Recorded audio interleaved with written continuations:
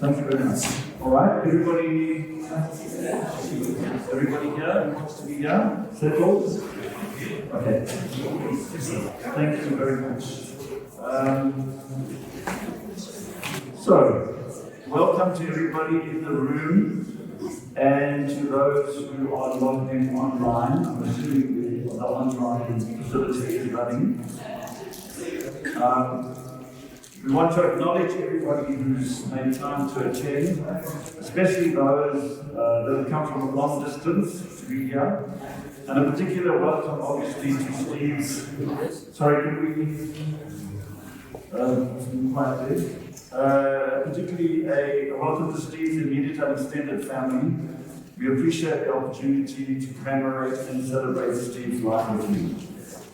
Thank you for entrusting me with this responsibility of program director.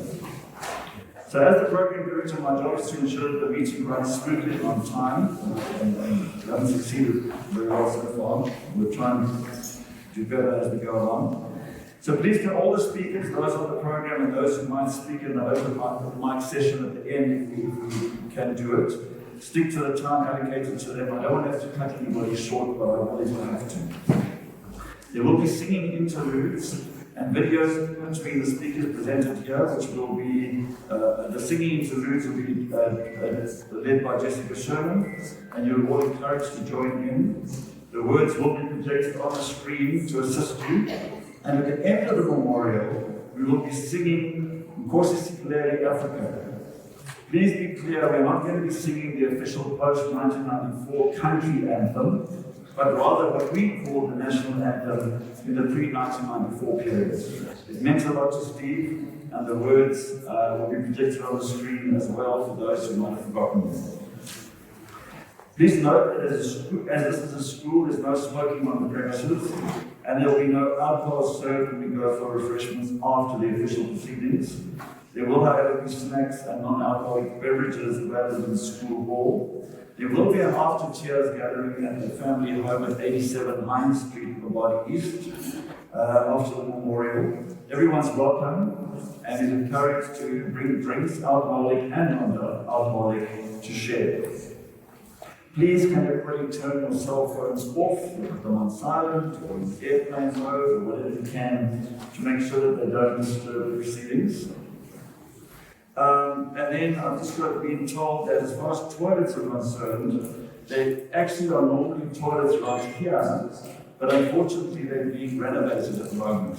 So you have to walk quite some distance to get to the toilet, but there are signs to follow. Okay. Basically what it says here is you go out the door, through the arch, over the quadrangle and up the stairs. So that's what you will need to do to get there. Okay. So during my program management, I will be saying a couple of things, personal things about Steve as we go along. So first I want to say is that on one of the many occasions that I visited Steve during his illness, especially since January last year, the first thing I would do when I got there was to ask him how things were, as one does. And his most common response to me was, "Ja, it's kak, maar it's alright." It's shit, but it's okay. Many of us are feeling cut today, but it's alright too, because we are together here celebrating the life of this extraordinary, yet this ordinary, yet extraordinary person. So let's mourn his passing, which is kak, but celebrate his life, which was very definitely alright. So the first part of the proceedings will be a ceremony by Baba Voice and Tina, which is a traditional healer. Steve was insistent in his last days that he wanted, before he passed, he wanted a Sangoma to intercede and open a passage between him and his ancestors. That unfortunately didn't happen, but Baba Voice and Tina is here today to assist Steve in his transition from this life to whatever or wherever the essence of who he was has gone. To join the ancestors, to line up at St. Peter's Gate, to dance amongst the stars, to come back to life with us in another undisclosed form, to reappear in a different dimension, to eternal nothingness. Who knows? We can all reflect on that question in our own way as Baba Boyce of Pino forms his rituals. So Baba Boyce.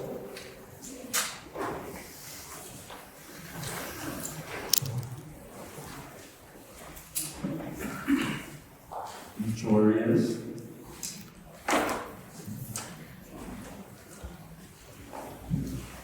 I was told that he's here. Oh.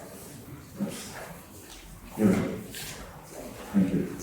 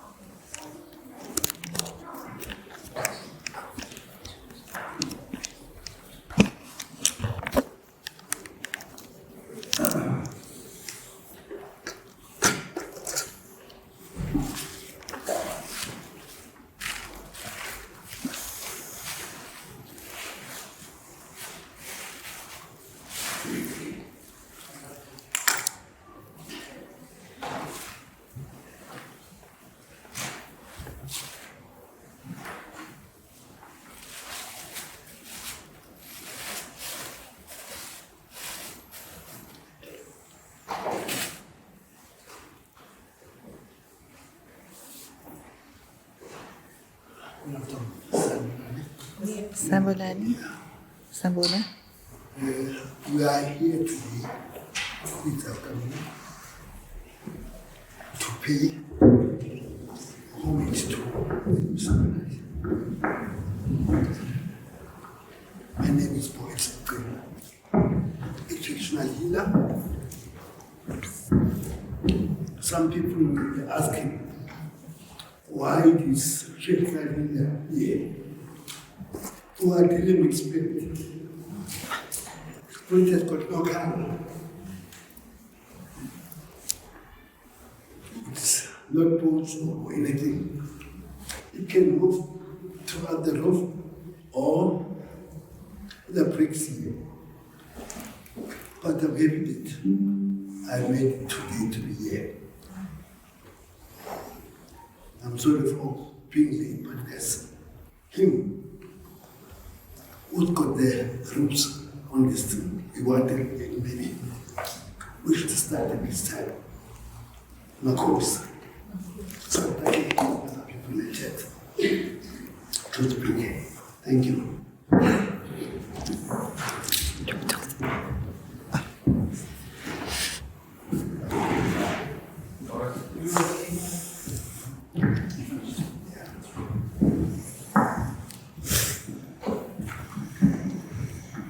My people down, please.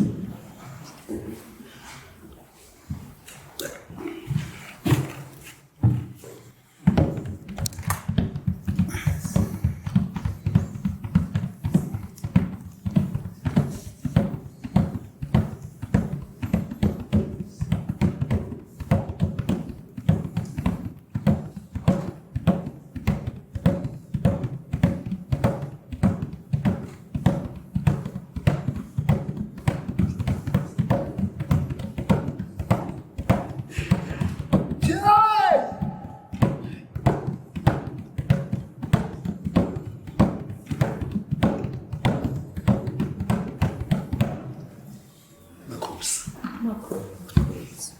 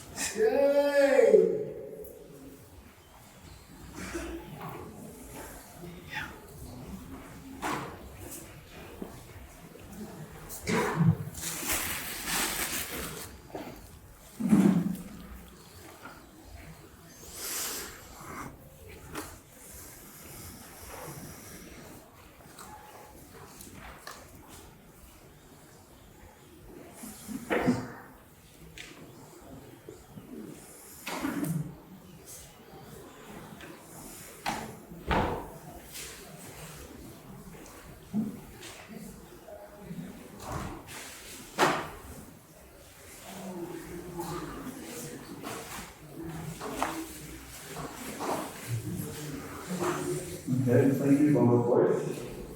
Be nice for that. Like all of us, Steve had a mother, father, siblings, cousins. Many of us never get to see that part of the lives of our friends and contacts, to know their early history in the formative years before we met them. Today, to share something of Steve's history with us is Steve's brother, David Marais. David?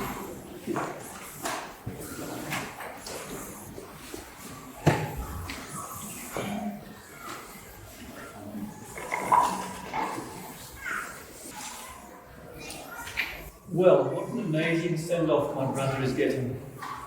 Reading contributions from so many people in his WhatsApp memorial group is very, very humbling. There are others far more qualified than me to speak about Steve's contribution to the struggle and his tireless efforts after his release from prison. So this is going to be a personal tribute from one brother to another and an opportunity to indulge in one or two memories. I can imagine Steve is laughing, with a smile on his face, thinking, I have no regrets. And that's what he told me when I saw him 6 weeks ago. He'd met most amazing people and became lifelong friends. And he had a rich life which touched many, many others. Steve had come to terms with his illness, and he knew his days were numbered. He slept a lot during the day, and over these last weeks, but when we visited, he was always ready to chat, ready to join in a game of Scrabble and beat us, and even sit at the head of the table at the Lapa, which we shared a family meal. The Steve I knew as a younger brother was a gentle person, and I think the empathy he had for others from a very young age comes shining through in his book. We lost contact when I moved to the UK in 1977, and news of Steve was restricted to letters we received from our mother. I was aware of his work with the EDA and of his love of Katiwe, so the news of his arrest came as a big shock. Flying back to the UK, I was the first family member who was allowed to visit Steve after his detention in John Foster Square. After 40 years' absence in the UK, during which time I had fleeting visits to see Steve and Katiwe, I returned to South Africa at the end of 2021, and it was wonderful to be able to rekindle a relationship with my brother and to get to know both Steve, Katiwe, Ndisi, and Ukulele better. I have fond memories of a Christmas spent with Steve and Katiwe 2 years ago in Fanta, with my sister and husband live. Living in the UK, watching the Queen's speech was synonymous with Christmas Day. Steve was having none of that.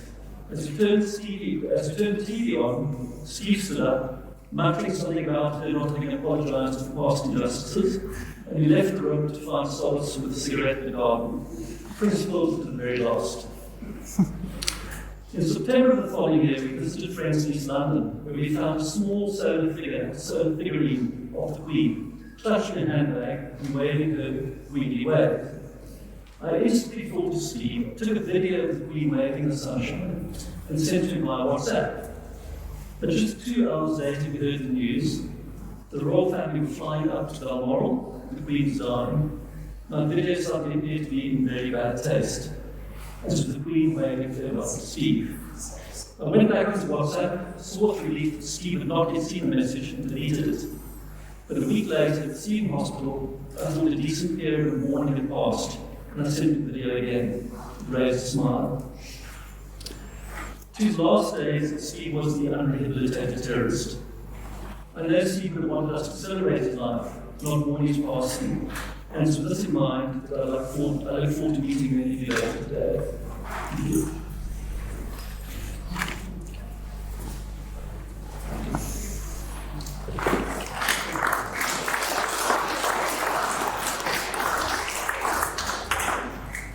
Thank you, David. Elizabeth Kanyile is the last remaining matriarch of the Mmandu family from which Katiwe originates. She, like the rest of Katiwe's family, welcomed Steve into their lives with open arms and great love. Mom Elizabeth didn't want to actually come and stand up and speak here today, so she's given us a voice note, which we will play over the sound system. Okay? Thanks, Brendan. Greetings to all who are here in Stephen Marais Memorial Service. Okhulumayo ngumamncane kaKhethiwe uElizabeth Kanyile.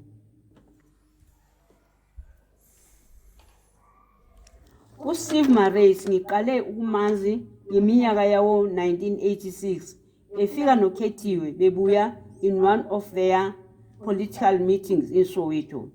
When they arrived, I had cooked pap and spinach.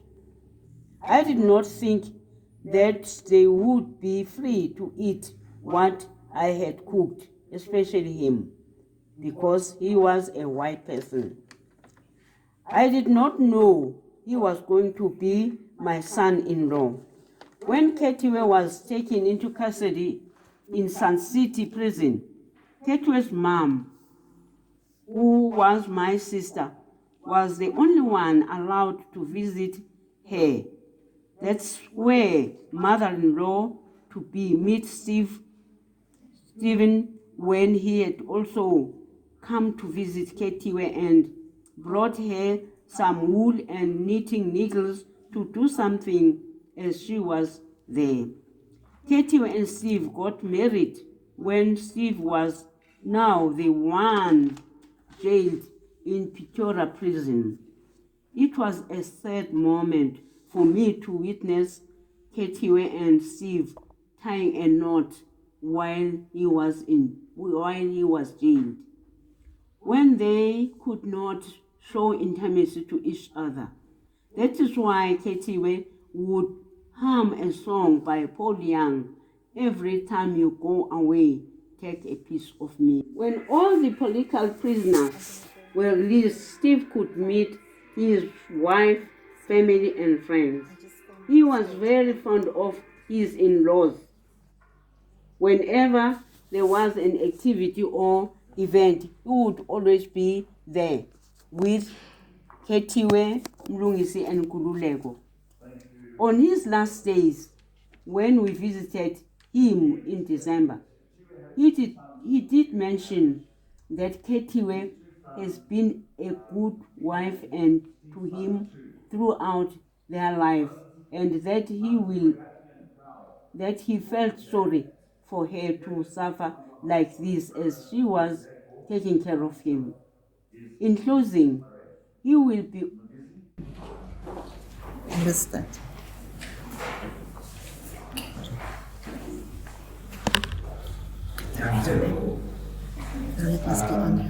Let's go away. I'm just here to tell you that my dad was my hero. So,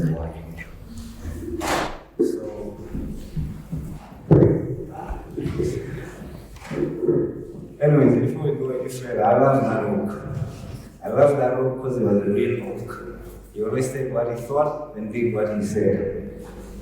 He thought like a man of action and acted like a man of thought. He was a real oak. He was always on point. He was a person you could count on to raise your whole point of view and that you could look to for shade. as a real oak. And I love that dude. I always will. So anyways, my dad never had a plan that did not sound a bit cuckoo. And in fact, most of his plans sounded real flighty, and all you'd say is telling you a headbreak thing. He was telling you his ideas. But each and every single one of them came to pass, and almost every single one of them inspired other people and made the world a better place. My dad was farming organic vegetables before big farmers had worked out that organic actually meant more expensive. He was working with people and businesses that are now labeled organic leaders or big organic businesses. At that point, they were not big, but he's the reason they became big. And at the same time, he kept saying, in the future, we would be the product. And when you look at today's social media, we are the product. So that's just me telling you that he wasn't just smart, he could also see the future from just deducing things in front of him happening now. And yeah, the dude knew stuff. And that's why I was a great activist, an effective community member.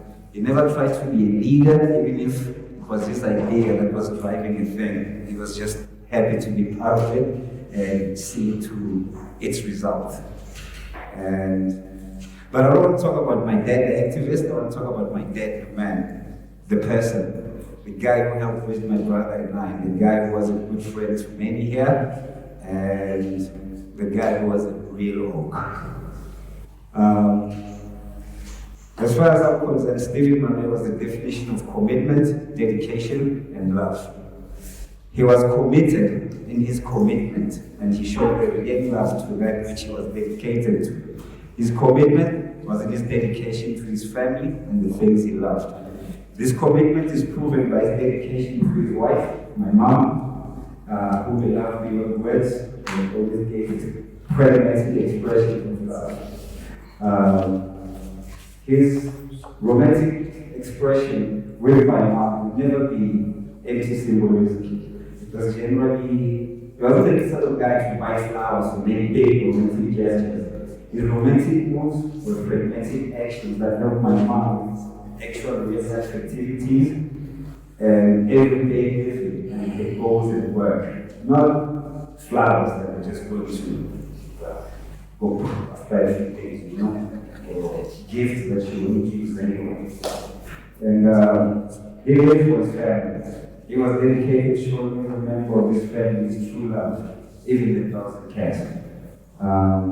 And he never shied away from expressing it. As when my dad was upset, he knew my dad was upset. So when he was happy, he knew he was happy. So he expressed himself.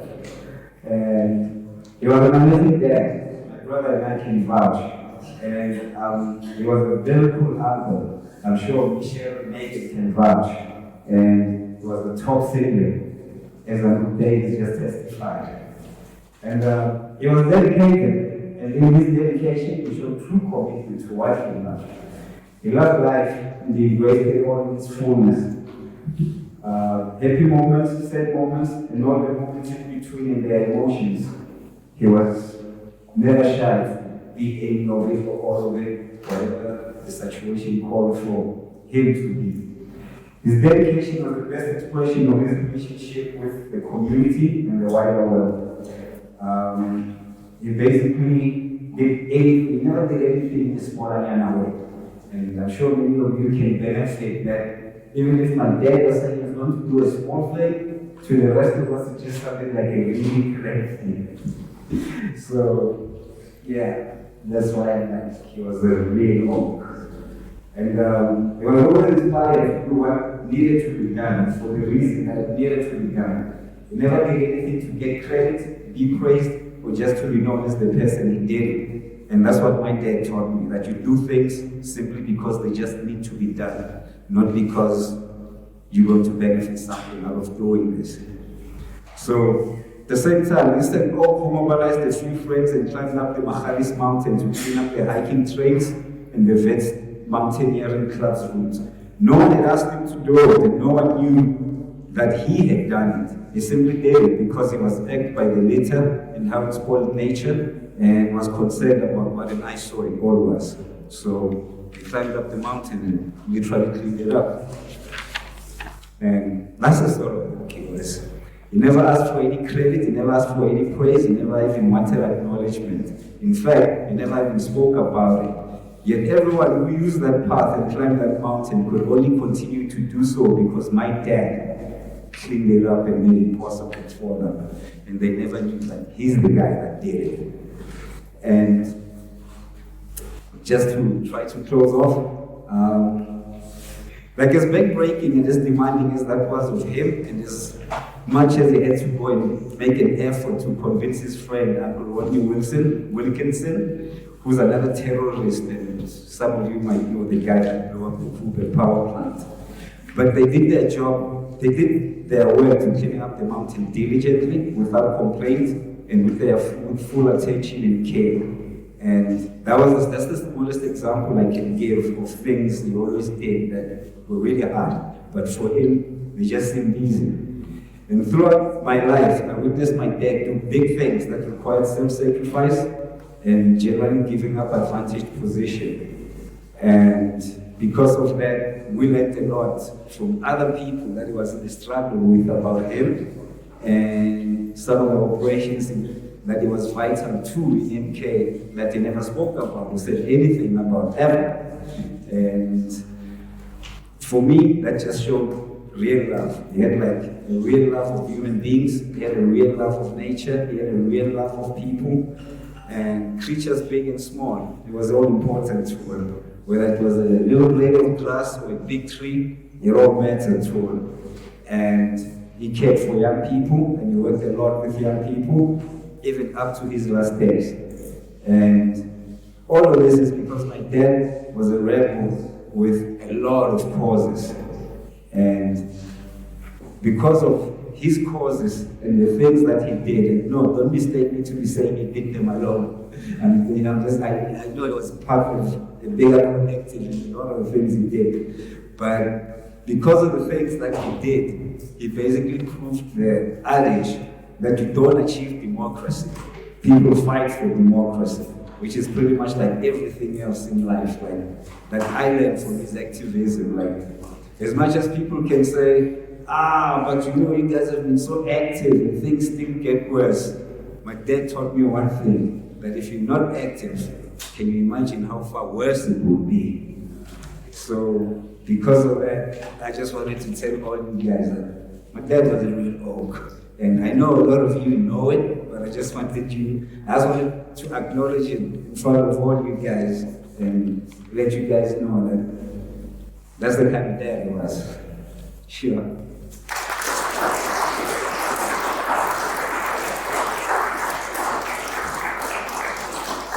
Thanks, Mpuli.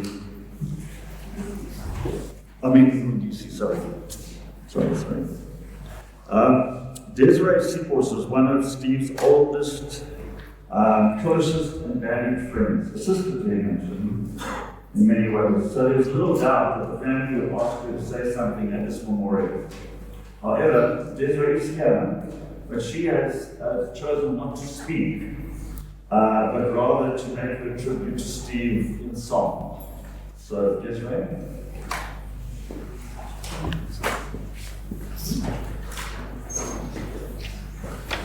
Hi everyone, Mama Kitiwe,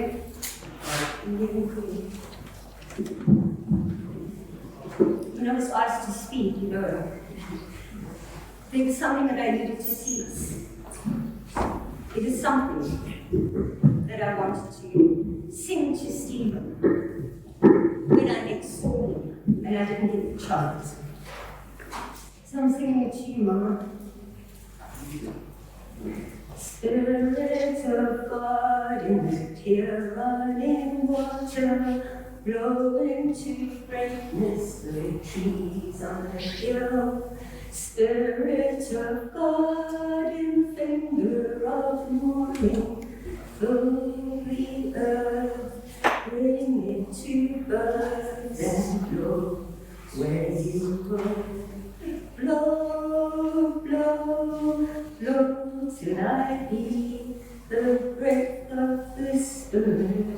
Thank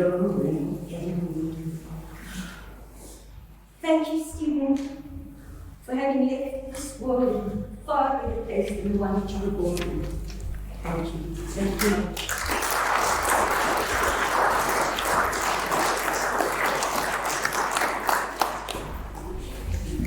Thanks, Desiree.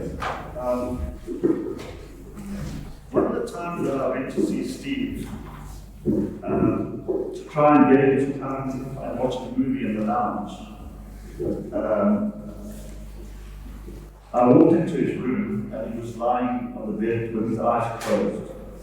So I backed out of the room quietly and I went to find Katia to ask if he was asleep, but I didn't really want to disturb him unnecessarily. She came back to the room with me to check. As we walked in together, his eyes opened. He saw her and he said instantly, "Oh, hello, my love." The spontaneity of his words was wonderful, capturing the essence of a quiet, beautiful relationship between the two of them. Friends, comrades, the next speaker is Steve's wife, Katia.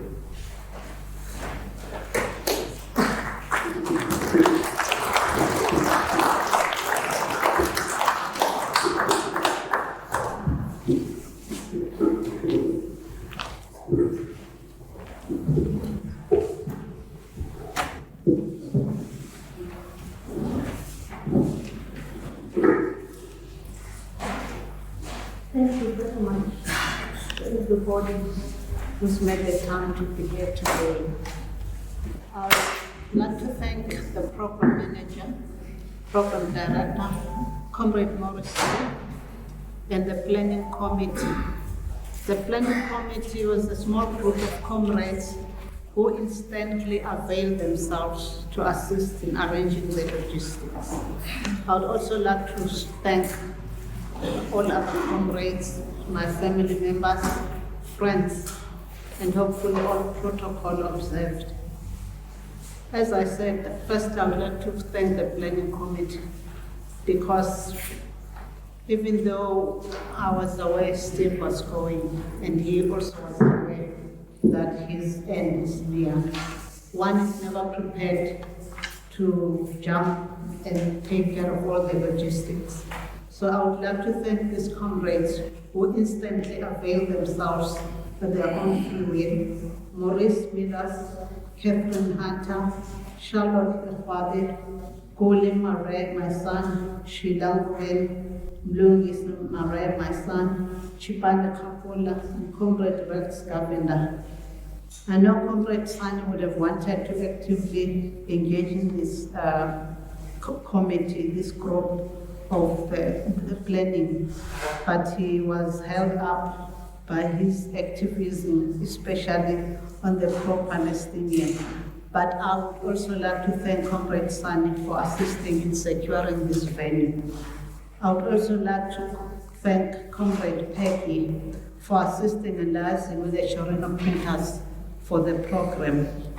And pardon me if I may be forgetting other people in the group who played a role behind the scene. Secondly, I need to point out that throughout Steve's sickness, we were embraced by love and support of comrades and friends. In particular, I would like to thank the people who have traveled with us in the journey of Steve's sickness, supporting us either through regular visits at home and or in hospital.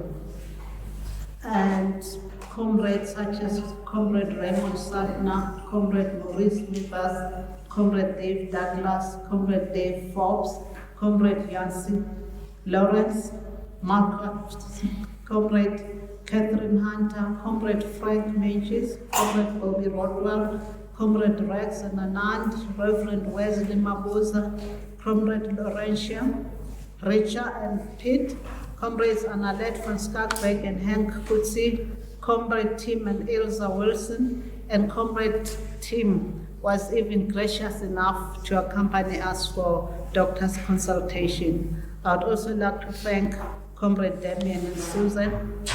The danger again is that I may be forgetting other people who play a significant role. Pardon me if I do so. some people not only supported us physically and emotionally, but also supported us financially, as well as was the treatment of cancer. I discovered that it was a huge expense. It's just something that hits you beyond your financial means. Even though you might be having a medical aid to assist, suddenly you discover, like Comrade Ivan Pilewa said, that medical aids are like these people who give you a huge umbrella. You walk about thinking that you're protected from the elements, but the day the huge rainstorm comes, they yank it away from you. So we discovered that through the medical aid, that we know the just expenses we couldn't afford. They were way beyond our means. And here again, I would like to thank Comrade Catherine Hunter, who assisted with Comrade Tim Wilson, who assisted with some fundraising through crowdfunding.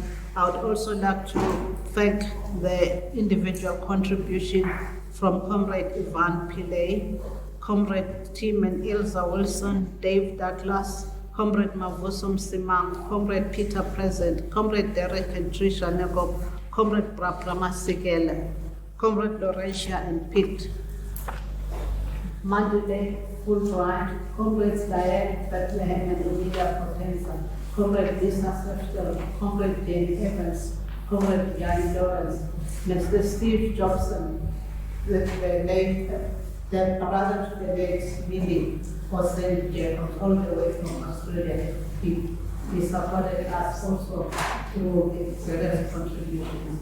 And Comrade Brandon Hall, Comrade Jesse Cooper, and Comrade Monique Malkifta.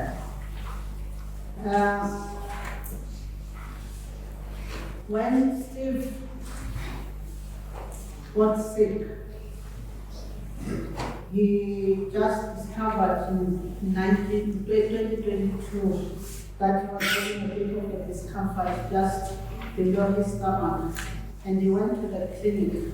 They did all the tests and the MRI scan, the biopsy, and all those tests they needed to do. And they just said, oh, there's just a mass on your lung. Just go to operate on it and remove the mass. But when he woke up from the surgery, they removed his whole lung without informing me. And about that, they have not even given us an opportunity to consult to get a second opinion. Because by that stage, the second opinion mother established that there was no point in operating at all because the cancer had already gone out. But anyway, I've come here to pay tribute to my dear husband. All I can say that I was blessed to have a good husband, a life partner, a confidant, a father to my children who is in the and that was an anchor in my life. I really had a lot without him for a long time. I feel it a lot. Because a lot of the administrative stuff in my life, such as having to deal with staff, the financial aspect, I took care of that. And now I don't know where to begin to gather myself to do all those things he used to do for me. Life with Steve was a bliss and a blessing. We were life partners in the true sense of the word in every respect.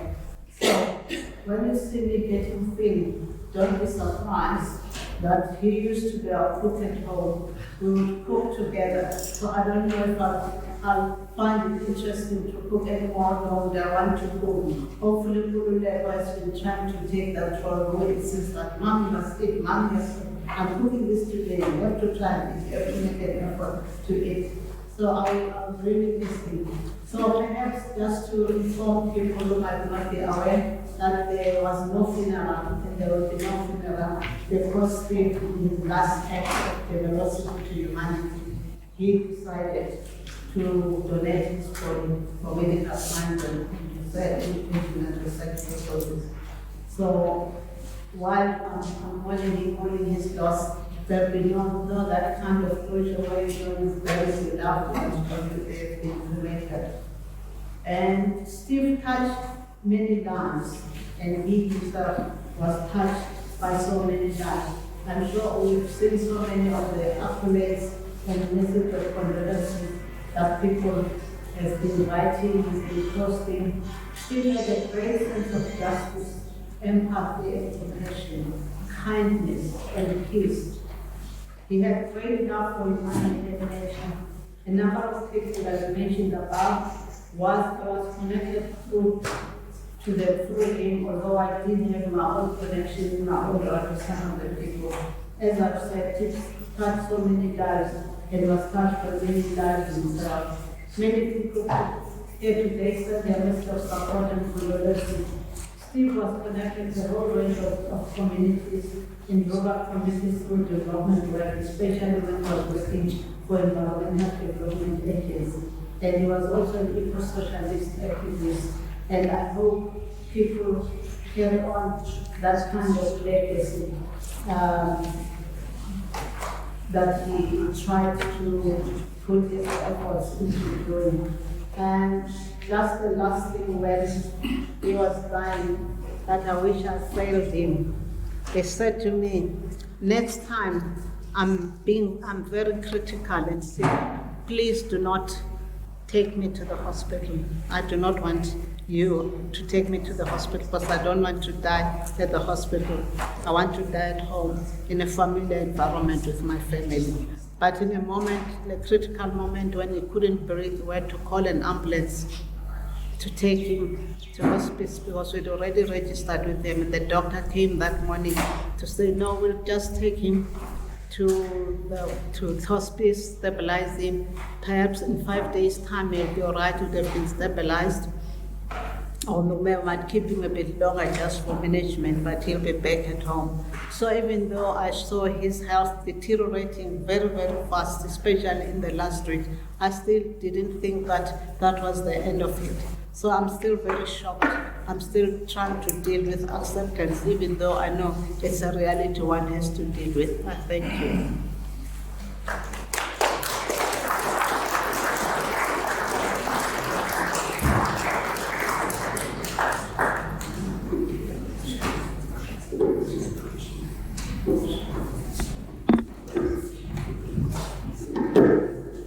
Thanks, Katiwe.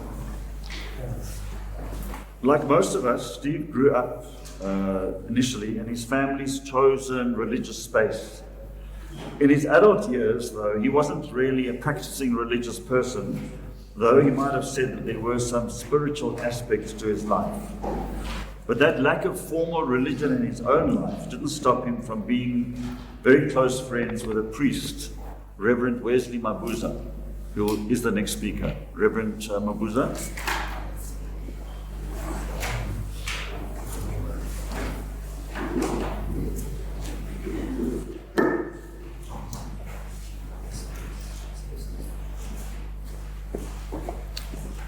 Thank you very much. Thank you very much, Program Director. I could see you were looking around for someone who looked ministerial and religious, and you were wondering if did he come? It's me, my friend. And just to say that greetings to the family and to everyone, and special condolences to Sis Ketiwe and Mlungisi Nkululeko and the extended family. Let me start with something that I should not forget. I want to start with something that is special to me. That on the last day when I saw Steve at his place, we always had our chats, philosophical, spiritual, political. When I'd finished, he smiled and extended his hand to me, and I was a little surprised but happy. I did not realize that he was greeting me goodbye. I just wanted to say, this brother, and we had a lot in common. We believed in the God of this world who liberates. He joined MK I joined the church. Maybe let me just complete it and say he was able to use an AK-47, and my AK-47 was the Bible. And I just wanted to say, when I saw the way he was, a simple man, but very deep, a loving person. And I would have thought if Jesus Christ had walked on this earth himself, he would have been friends with Steve. Because Jesus was not a Christian. He was just the Son of God. We tend that to Christianity. But I also want to say he had all the gifts, and we used to talk and discuss. Let me just remember that one day we discussed, and he told me where he stood in front of spirituality and religion. But we were so honest with each other that I also told him where I stood. I told him, and we were just open and we were discussing, and a non-judgmental person. And I told him, look, I'm a religious person. I enjoy singing, I enjoy praying, I enjoy believing. And this was the type of relationship we had. I was not expecting Steve to die so soon. I was not expecting him to go so soon. I don't know whether that house will be the same without him. I will continue to see if we could visit, but not immediately, because I think one has got to get used to it. And in conclusion, I did not expect to receive the news that I received, because we always hoped. And I must pay tribute to Sis Ketiwe, because whenever I phoned, I discovered she had a lot of hope. And that hope transferred to us. At no time did I find her saying, oh, I think I'm losing hope. All the time I found her always having that hope that Steve would live. And Steve lived. And Steve is living even more now. We pray that now that he's gone physically, his spirituality will hover over us. Thank you so much.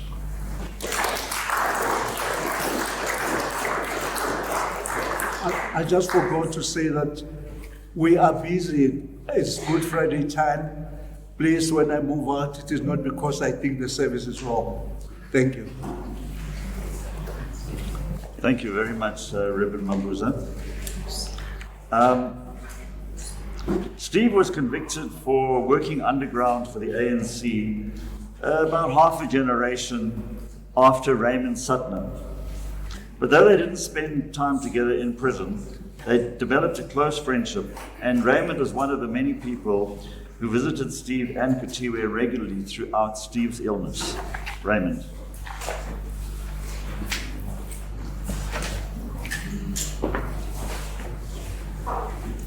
Thank you for giving me an opportunity to speak today.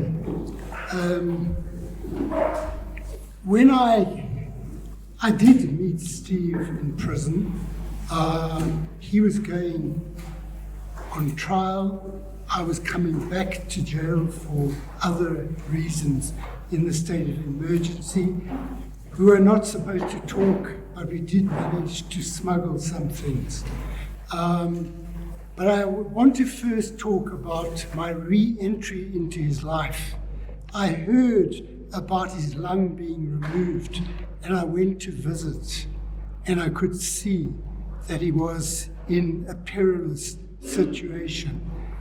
And I came to visit regularly, and when one sees a situation like this, of someone's life declining, and the loved ones caring for him with great love, but also feeling great pain. This combination of love and pain, if you think of Ketiwe being in the same room with oxygen, constant anxiety about power outages with the oxygen, range of other things, as his life declined, and all the family were devoted and spending whatever time they could to ease his life. I understand that Katiwe did not accept that he was going to die and was praying for that not to happen. And I understand the pain of it actually finally happening earlier than she would have liked. And I was there in that period, and I think we must understand that the pain will endure for a long time, because it wasn't an ordinary death, it was a lingering death, especially in the period of the last month or so when they stopped chemo and all of that, and to be straight, death was staring him and her in the face. But one doesn't want to believe that, and unfortunately it happened. On Steve, we never worked together politically. I've got nothing to do with what he did politically. I won't comment on whether it was good or bad. Basically, I'm a disciplined comrade, and I'll stick to my 4 minutes, and I believe that he served his country well in his political work. But what I want to say, this is very brief, is that what I admired in Steve, and I wouldn't have admired it 20 years earlier when I was very orthodox, is that he hadn't just fire in life. He was very, very something which I was not he was into ecology long before it became fashionable. And what it has to teach those of us who are see ourselves in the struggle, whether it's any conditions we want, is that nothing is fine. Especially in 1994, I remember someone saying, we want to be in 1994. Freedom is never finding one, and not only freedom, but dimensions of freedom, dimensions of a better life was something that Steve is always investigating in a range of other different ways. There are very possible and I want, I'm hoping that the other people that I see some but the other people will live and it's very good and we open ourselves and try to imagine the things that we didn't imagine earlier. That I believe is key, and I hope others will also take it from me.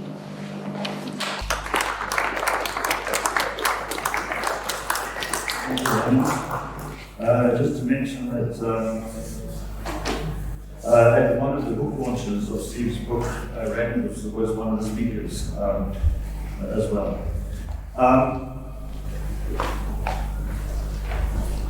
You know, I don't know if people know that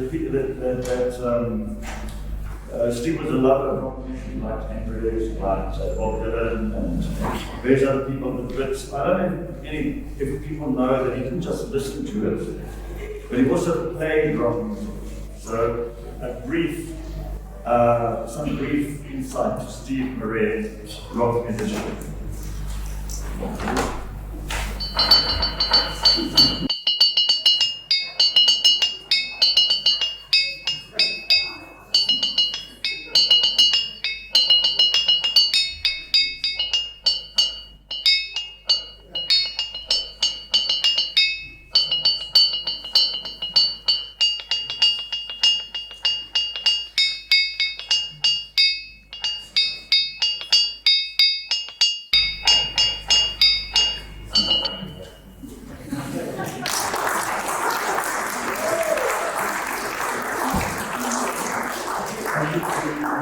Thank you to Rodney Sturgis for providing that little clip.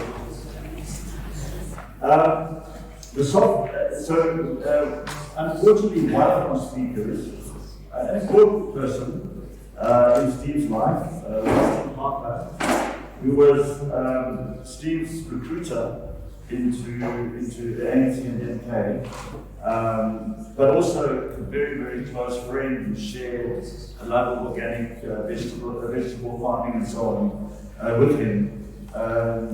Winston Harper was supposed to be giving us a message. That didn't happen, unfortunately. Winston now lives in Matatiele, which happens to be the same small Eastern Cape town where Steve spent many years doing community development work for the environment and development agency, EDA. Fortunately for Winston, he did manage to see Steve fairly recently, but he wasn't able to come up now. So we're going to use the opportunity because there was a request from I must get the name of the organization, so I don't quite remember it.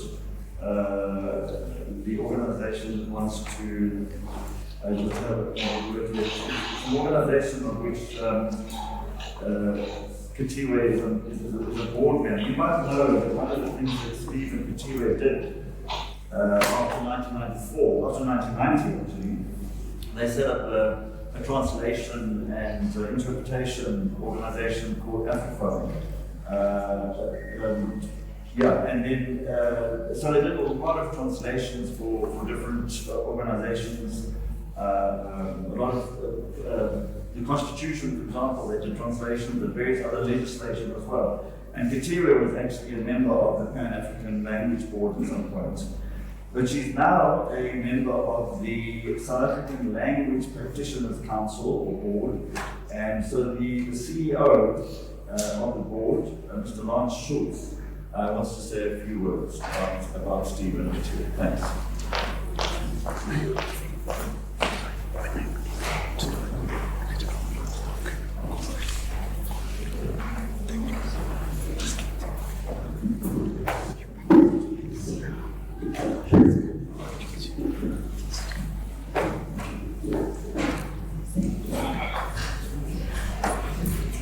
Good afternoon. To Katiwe, the children, the Marais family, the brother as well that just had the pleasure of making the acquaintance with earlier on here. A very good afternoon to you, all of the fellow comrades in attendance, ladies and gentlemen. On behalf of the South African Language Practitioners Council, the Department of Sports, Arts and Culture, the Pan-South African Language Board, as well as the staff and the various structures, we wish to extend our heartfelt commiserations on the passing of Steve. I also tender apologies on behalf of the Language Practitioners Council for the chairperson who would have wished to have been here, and he conveys his sincere condolences to Katiwe as well as to the family. Coincidentally, as had just been alluded to, Katiwe serves as the Deputy Chairperson for the South African Language Practitioners Council. That is a relatively new entity, and I must just state also, I'll let you in on a little secret and something that's really been endearing to me, that there have been instances, Katiwe had been very open with myself and the Chairperson to a lot of the issues that Steve was facing. And despite us even asking her on recent occasions when we had meetings, board meetings, etc., to rather stay at home and to make sure that he's got all the comfort he needs. Oftentimes, to my amazement, I would see Katiwe walking into a meeting, and that just shows you the caliber of the person and activism on a new front in terms of ensuring that matters regarding multilingualism and language is addressed, and a contribution already, although the SALPC is a new entity, she certainly has made a mark and a presence felt. I must state as well that I'm not here on my own. We've also got one of the fellow board members, Thelma Kotsis. She's sitting in the audience there, and our company secretary from the Pan South African Language Board is also here to share with commiserations. I must be honest with you that I personally did not have the fortune of knowing Steve. I must say that in witnessing the outpouring of respect, grief, as well as reminiscing, especially on the WhatsApp group, I got a very, very great appreciation for the stature and the man that he was. More so, what was evident is his passion for languages and also the work that he had done to foster multilingualism, which runs so deep in our DNA for both the PANSAL as well as the SALPC. He undoubtedly sacrificed a lot, as his contribution to the liberation movement attests to, and also his quest for the ideals of the Freedom Charter, to which I'm sure he so wished all of it could have been realized in his lifetime. And as we all can attest to, it is a journey that we are still working towards. With us gathered here today, not only to mourn the passing of a beloved spouse, father and family member, but also to celebrate the life and contributions of a remarkable individual who served this country with unwavering dedication. One of the things that stood out, and it was abundantly clear, is his contribution in the armed struggle. And I think it would be a plea of mine that those of us that have done a lot of work in the armed struggle, to celebrate that when we are alive and to reflect on the good work that we have done. I personally see a lot of fellow comrades of mine lament the fact that they feel not part of the journey that we are traversing now. And some of them even lament that they feel they are not given the respect which they deserve. And I think that should be part of our celebration, especially now that we are looking towards the 30 years of democracy. In the wake of such profound loss, we come together also as a community to honor the memory of Steve and to offer our deepest condolences to the family. To my Deputy Chair, we applaud your courage, and through the darkest of days, when you helped at his side and when he was so severely incapacitated, you shared those moments with us, and we shared and felt the pain with you. Truly, we need to recognize the strength also of your commitment. And in times of sorrow, it can be challenging to find solace, but let us take comfort in the enduring legacy of love and compassion that Steve leaves behind. I looked at the WhatsApp group and I saw the WhatsApp group to be very, very active. A lot of comments and certainly a lot of introspection and reflection of those that have been close to somebody that I now really wish I had known whilst he was alive.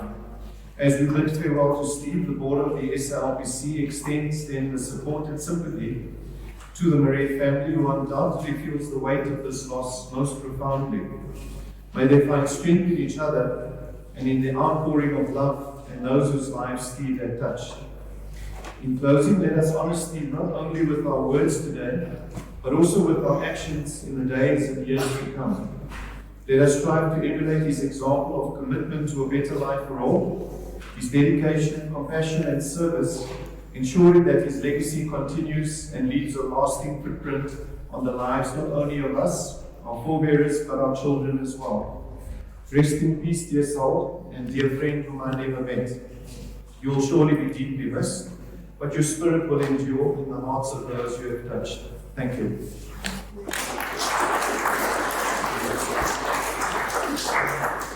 Thank you, Lance. Just mention that Steve really encouraged Katiwe to make herself available to the council, and was very proud that she actually got the position. Steve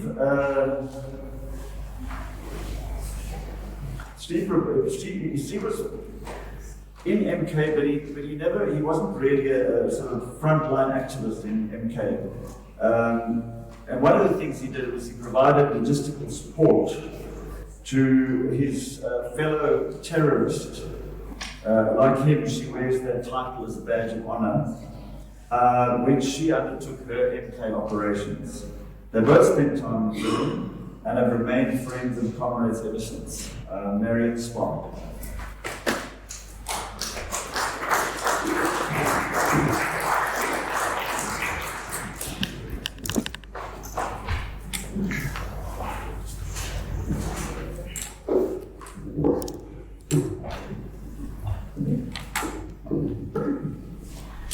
Afternoon, everybody. My apologies for addressing you sitting down, but it's Comrade Hanekom said, one of the stick brigade these days.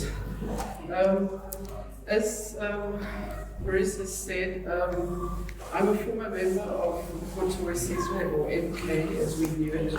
I've been asked to speak about Steve's involvement in MK. Now, as we know, MK itself was officially disbanded in 1994, shortly before our country went to its first democratic elections. MK therefore no longer exists.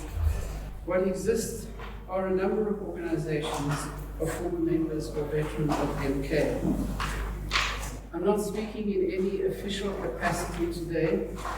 However, I have been asked to bring you greetings and apologies from the president of the ANC Veterans League, Dr. Suki Zikalala, who would have liked to be with us today, but unfortunately, due to his own health challenges, is not able to be with us.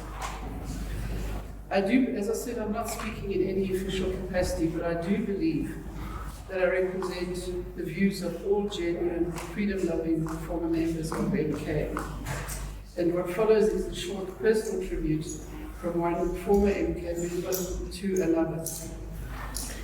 As I do so, I will do my best to follow the instructions that Steve himself left us about how he wanted to be remembered with joy and celebration. Excuse me. It is, of course, impossible not to mourn the passing of an individual like Steve, but I will do my best to remember the instructions he gave us, to honor his passing with a sense of joy and accomplishment for a life lived well in the service of the people. I first met Steve in February 1986.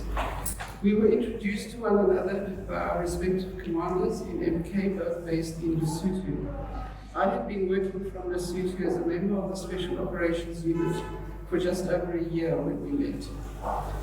Among the targets I had selected for my missions were the notorious John Foster Square, the regional headquarters of the Apartheid Security Police, or so-called torture headquarters, and the Cambridge Police Station in East London, which also served as the regional headquarters of the security police in that area. Steve was introduced to me as the comrade who would assist me in getting military mines across the border into South Africa, and indeed that is what he did. We hired a car in Johannesburg, travelled to this area together where the limpets were packed into the car and drove back across the border. We spent one night at Steve's home, close to the Lesotho border, and then proceeded to East London. On our way, we encountered several roadblocks, but made our way through these without any incident. We were not stopped and the car was not searched. It was no doubt the colour of our skin that saved us. I'm sure it didn't enter the minds of those Transkei police and soldiers that white people would be transporting arms for an organisation like MK. Steve was not with me when I placed him in Pittsburgh Cambridge Police Station. For his own protection, I had been given strict instructions not to involve him in the operation itself. After the operation, I took Steve back home to Stavsgate and continued on our way to Johannesburg and carried out the bombing of the John Foster Square police station a few weeks later.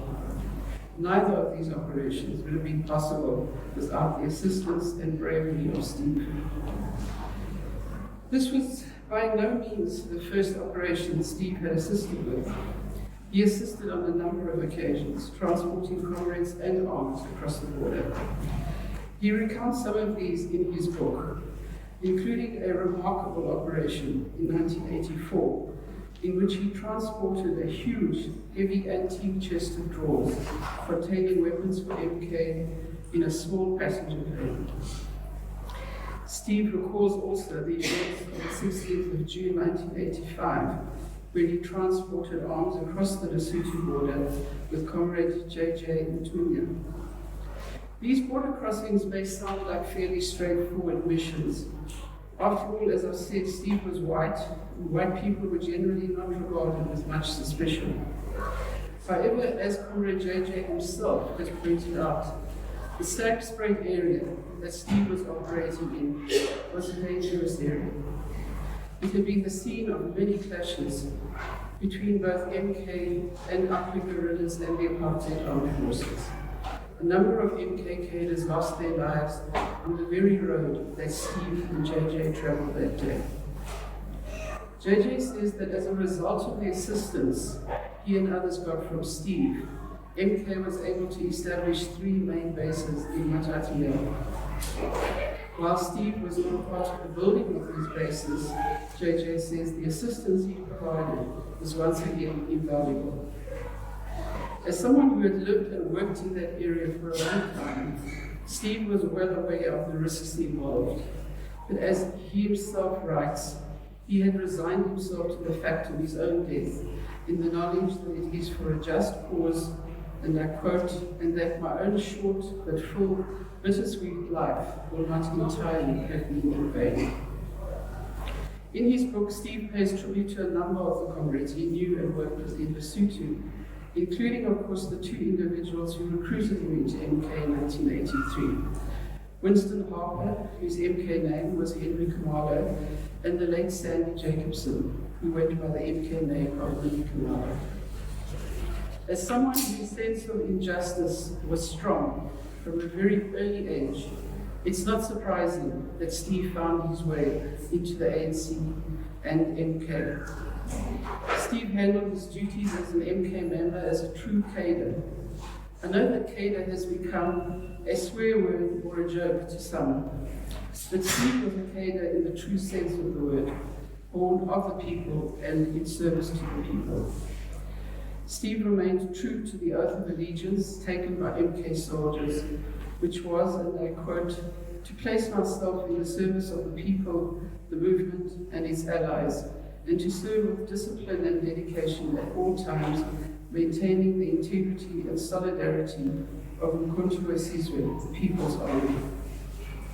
I'd like to conclude with the words that President Oliver Tambo spoke in 1985. This was the year before Steve and I met. The ANC had declared 1985 the year of the cadre. Who are these cadres, Tambo asked, and I quote, who are these revolutionary cadres about whom we speak? Where are they? They are not special people.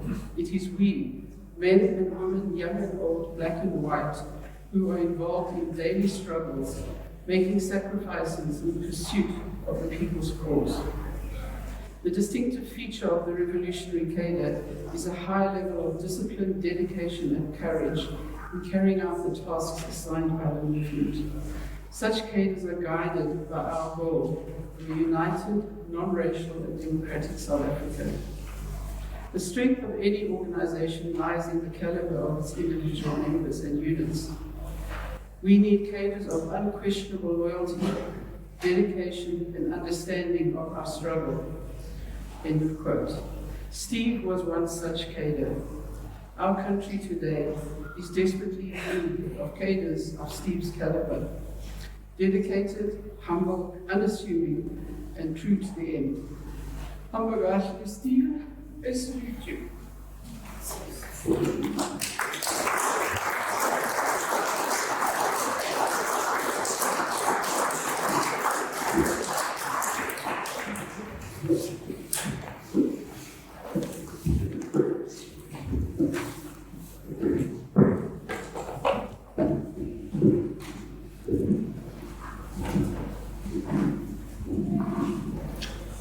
Sorry for the delay then. Just as an aside, Marian's right. Back in the day, you could do things as a white person. I remember when we drove down to the Craddock funeral. We were transporting T-shirts. There were buses going down of comrades and so on.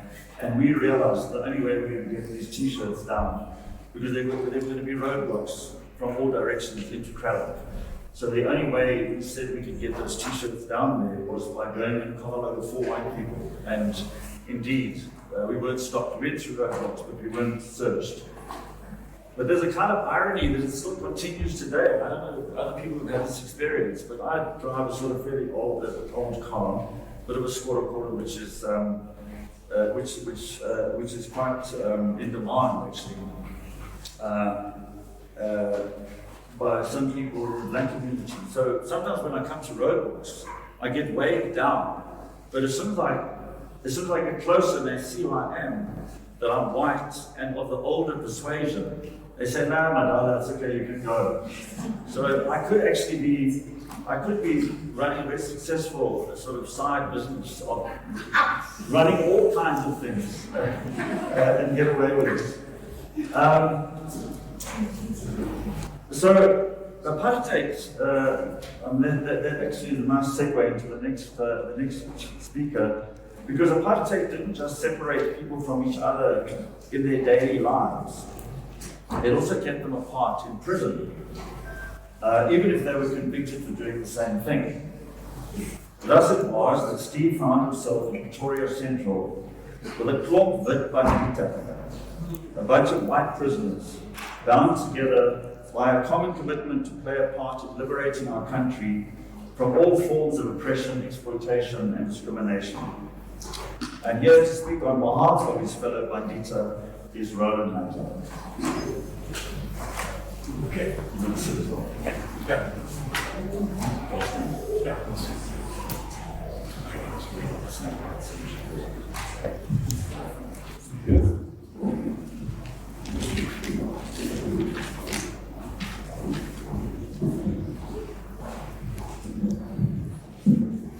Okay,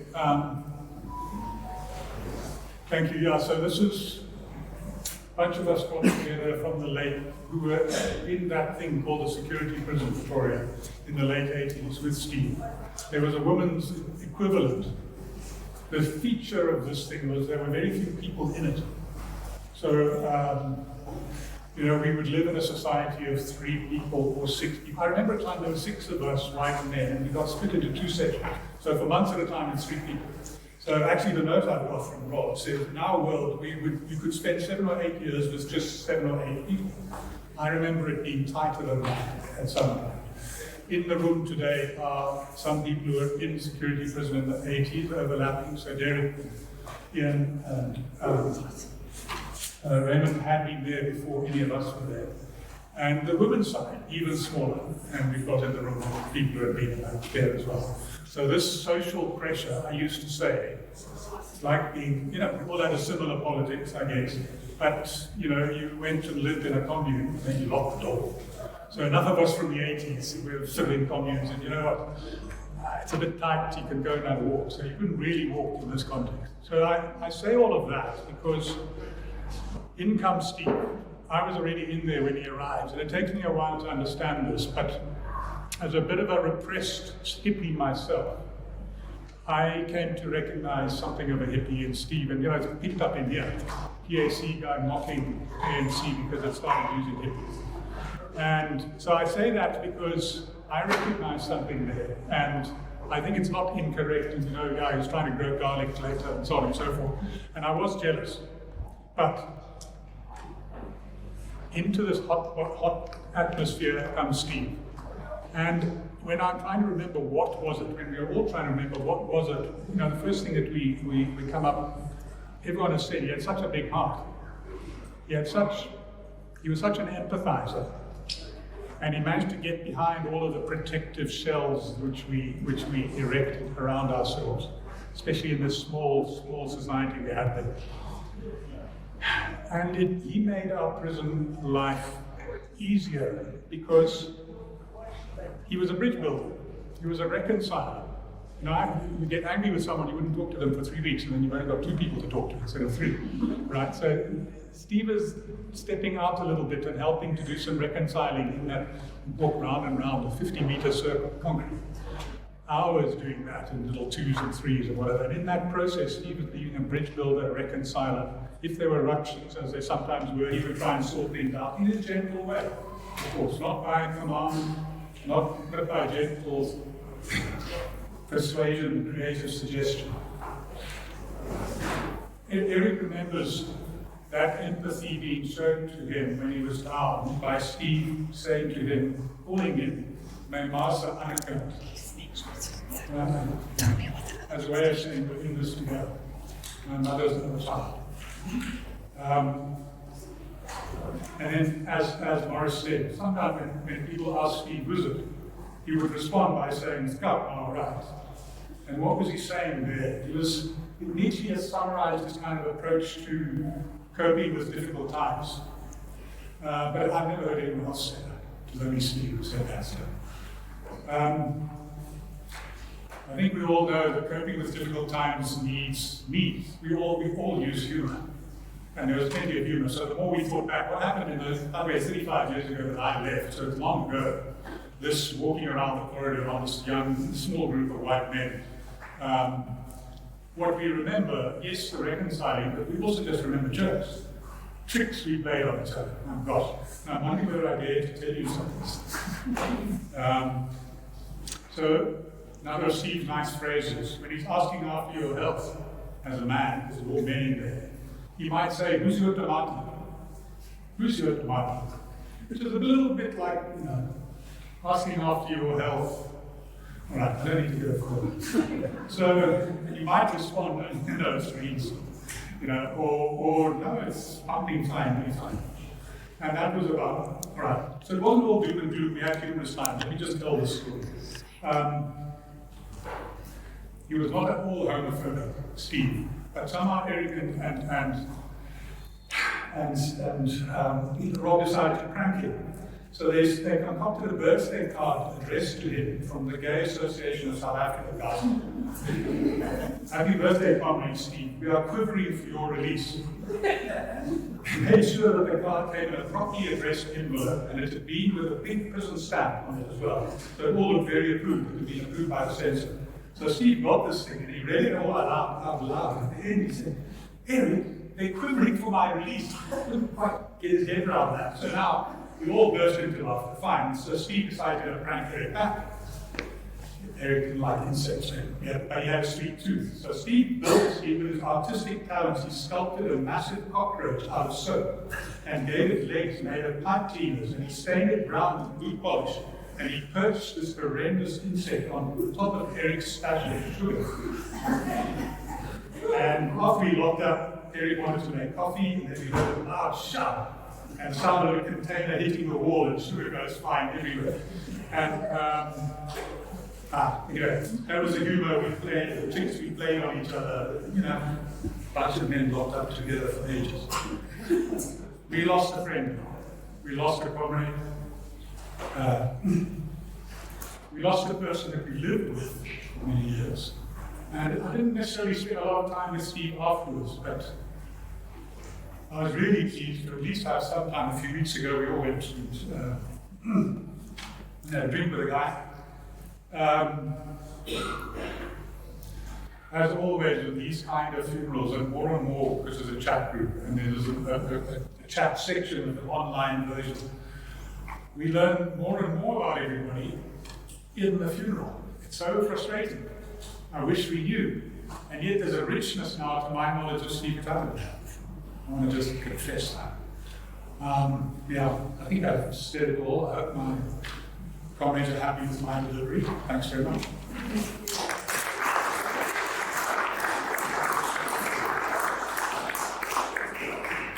Thanks, my sister Jessica here. Yes, good. So, veteran struggle singer and guitarist, and friend to Stephen Johannes and many of us here, Jessica Sherman, will now lead us in song. Please do join in. The words of the song will be on the screen.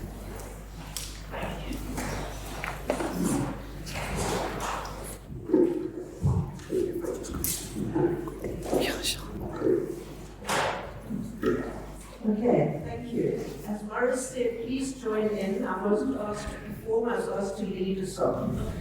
Okay. Okay, is this is right. Okay, so we're going to start with Tina Silulucha, a very, very old song. It's the earliest I heard about it was from 1928. And it's actually an anti-tribalism song, and it was used in the Defiance campaign in 1952 Because you can see in the second verse, well, we're not there, but it's calling on Chief Lutuli. So here goes. Sikalela. Oh, no, hang on. I'm talking about the wrong song. Can you put the other one?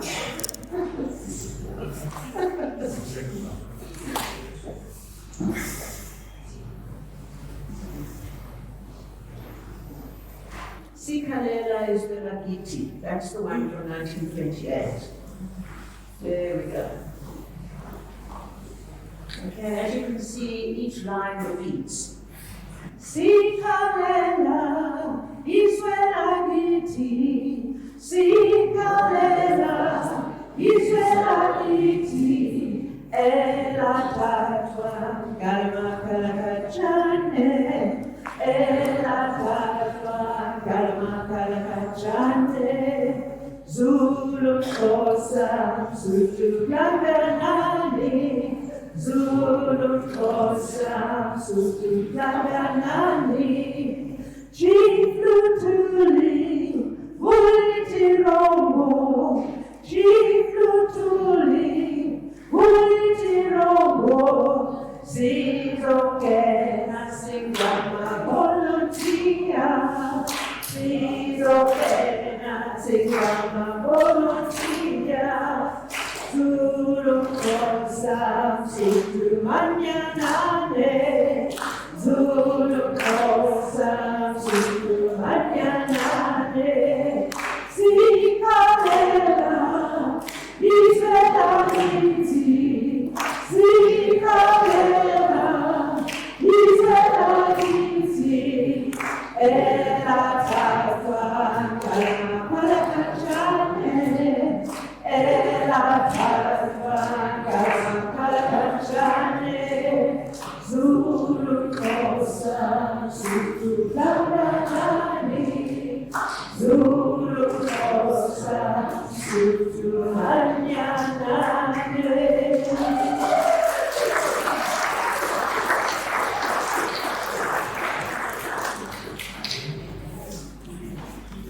Thanks, Jessica.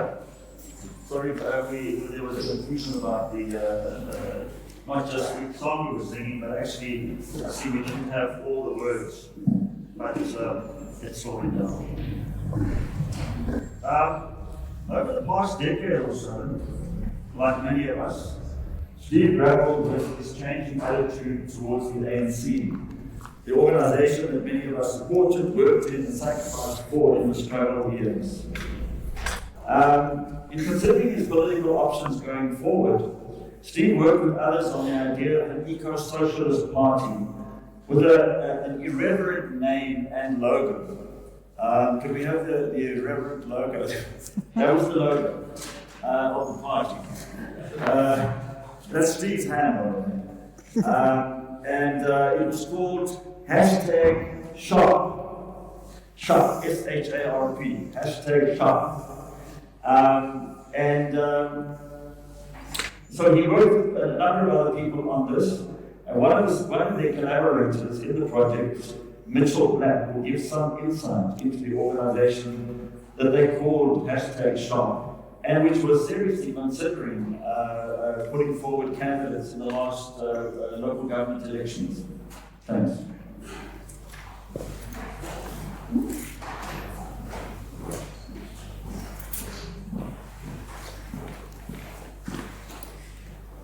Hello, everyone. Afternoon, and thanks to Mulu for asking me to speak. So it's been really amazing to hear more about Steve, his rich legacy, his friends, his family, his memory, and it's the legacy part that I'd like to focus on, because the drop, the stone in Steve's life wasn't a world that's going to reverberate through time. I've only known him over the last 6 years, and during this time he was emerging from a period of deep political disenchantment and a deep betrayal at the hands of the ruling party, and began to organize for a new political home. As was mentioned, he was an eco-socialist organizer, and in fact he was the founder of a group of eco-socialists, mainly housed on Facebook, called the Sharp Eco-Socialist Collective, which now numbers over 1,600 people.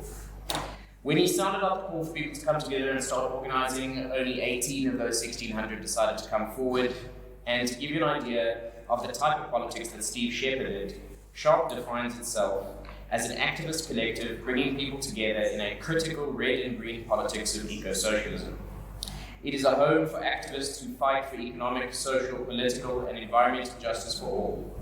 Its activists recognize that at the heart of these inseparable fights lies an exploited planet brought to the point of collapse and populated by exploited people pushed to the point of gross injustice by a deeply flawed and violent capitalist system which privileges profit for the few above all ends.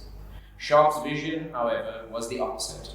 Care for one another and care for the planet, with love and hope and recognition of power. Sharp today is a group of praxis practitioners, also known as guerrilla gardeners and soil sages, trying to build pockets of participatory, democratic resistance against the ravages of capitalism, a system that obviously prioritizes profit over people and planet and is thus, in the language of ecology, profoundly unsustainable, and in the language of South Africans and Steve Marais, definitely, totally, and utterly cuck. Our work is done through conscientizing, organizing, and mobilizing people to unlearn the systems that are killing us and reload our minds and souls with the knowledge of profound relatedness, of a radical Ubuntu.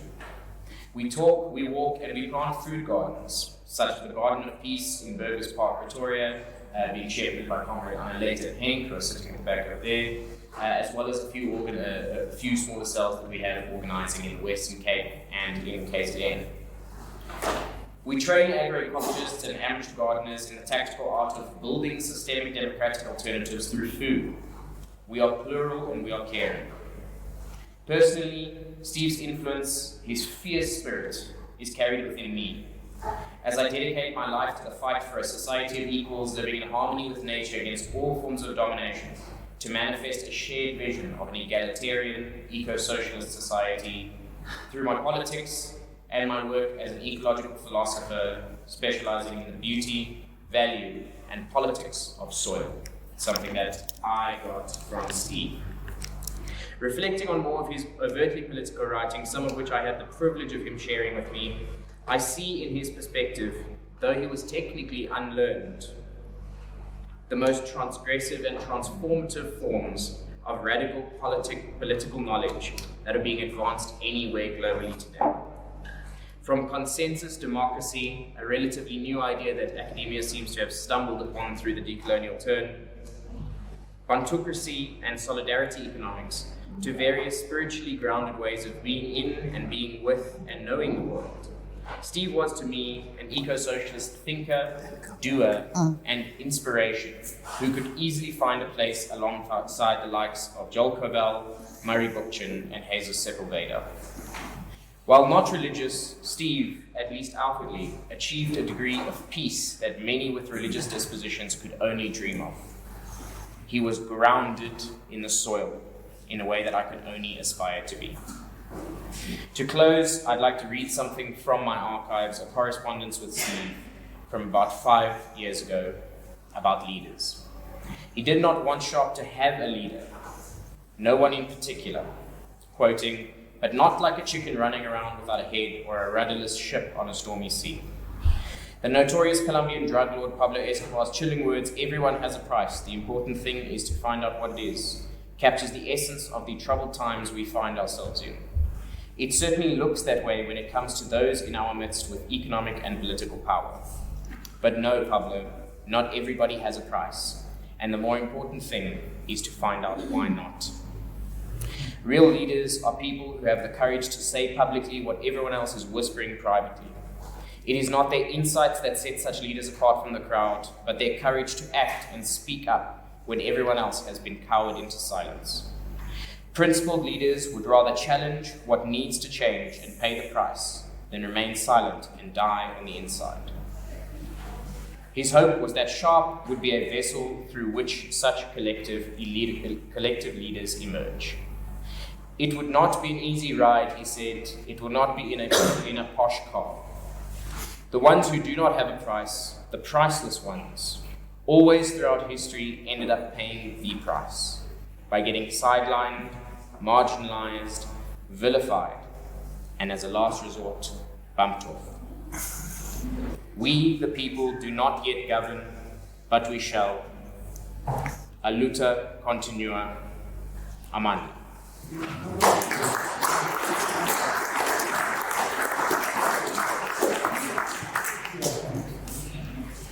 Thank you, Mitchell. It's good to see how Steve inspired a number of people, and we'll have more of that a little bit later on.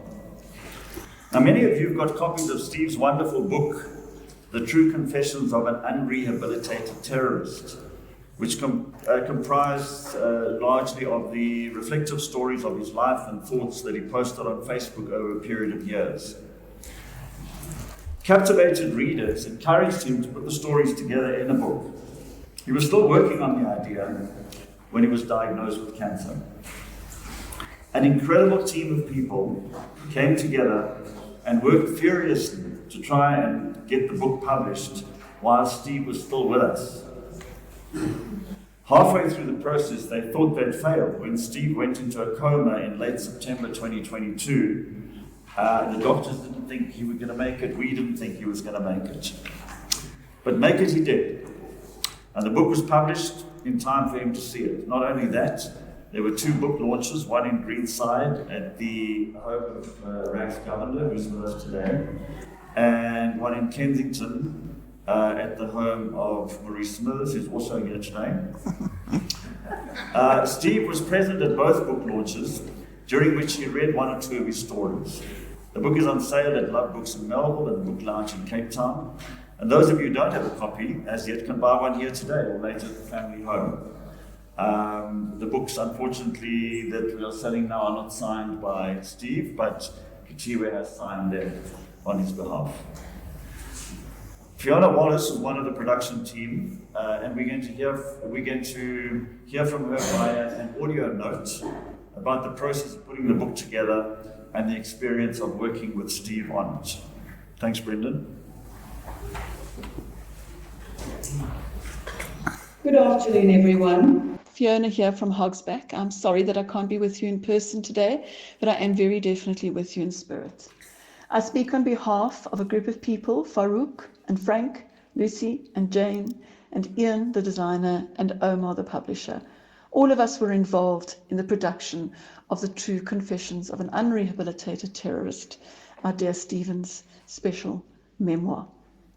We knew almost implicitly from the start how sacred the work was, as Stephen had placed his complete trust in us to get the job done for him when he himself was unable to do so.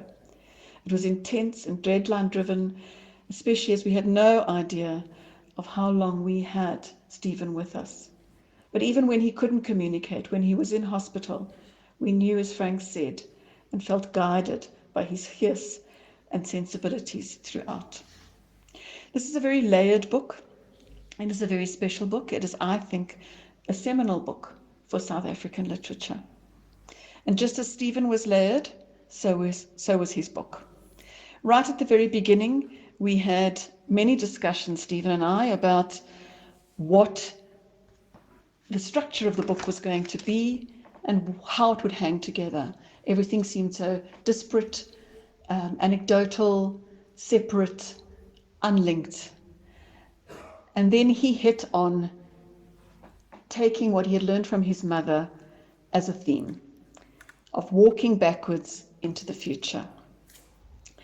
A kind of a reiterative cycle of understanding where we come from and who we come from, and how that informs who we are right now, what we have become, and who we will become and hope to become in the future. And that became the link and the thread that ran through the structure of the book. There were times when we disagreed, particularly on whether or not there should be a dictionary of South African terms at the end. Eventually, Stephen gave in and created, in his inimitable Stephen way, the footnotes that you have today, where each word that cuts across language and culture in South Africa is explained for those of us who maybe don't have that kind of experience and that kind of background or that knowledge that he had. And particularly, as he said, his love for words and playing with them. And the footnotes are fun, but at the same time incredibly accurate. And he takes us all the way through from Smolenyana to Shotlef to Laiki to Gatvol to Mfo to Takkies to Pusbookies to Spaza, often all combined in the same story and in the same paragraph. Obviously, the story is about Stephen himself and his own stories, his anecdotes. But I think what is really important about this book is that it became everybody's book. Stephen's book became our story. And why? Because it started in Facebook, where he was compelled to write anecdotes and slices of his own life on Facebook to share with others for no reason except that he felt that he wanted it out there. What happened was something quite special. People started to comment, people started to recognize, people felt that he was telling their story, that he was teaching them something they didn't know, that he was inaccurate at times. But all the time, there were people responding to what he was saying. And all of those comments became part of the narrative of Stephen's story. And so we have a book, finally, at the end, which has many layers of language, of words, of stories of South African struggle, South African justice, South African injustice, one man's story, one family's story, but in the end, everybody's story. And so we have a strange and unusual structure where each of us who contributed to the Facebook growth of the narrative, each of us has now become part of a truly South African Greek chorus in the book. We're a kind of a balance and an extension and an enrichment of Stephen's own story. And this is something that he was very passionate about, that this was not just about him, but it was about us. And so I hope that each of you, when you go through and read it again and again, which I'm sure you will understand that Stephen's final gift to us is not just his memoir. Stephen's story has become our story. Thank you all.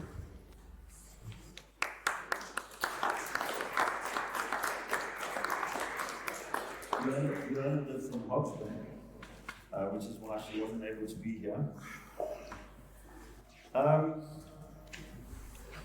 We're now going to, Steve's birthday was on the 24th of December. And every year there'd be a gathering at the house. And Steve consistently refused to acknowledge that it was his birthday. He just said it was a gathering. But actually what was really interesting, last year, 2023, we had a gathering. He was, as we know, he was getting quite weak and sick. And I think it was earlier in December that he'd been told by the doctor that they were going to stop drugs and radiation and everything, because they said they said it was just going to make him more uncomfortable and cause him more pain. And so they said it's not going to do anything anyway. So by the time his birthday came on the 24th of December, I think for the first time he was willing to accept that it was his birthday, and the fact that we were all there to celebrate the fact that he had been alive and he was still alive. And he was very enthused, actually. His spirit was really high. So now, for an encore, we are going to have rock musician turned writer Steve Marais. Brendan? Maybe it's because it's the first time in a year and a half that I've had a whole glass of beer. So I'll drink to that. Yeah, I'm going to read you a short story, just one story from a book. It's near the beginning here. I'll just try to find it.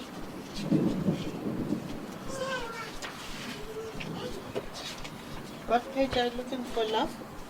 No, I'm not sure. There we Which go. story? It's a very short story.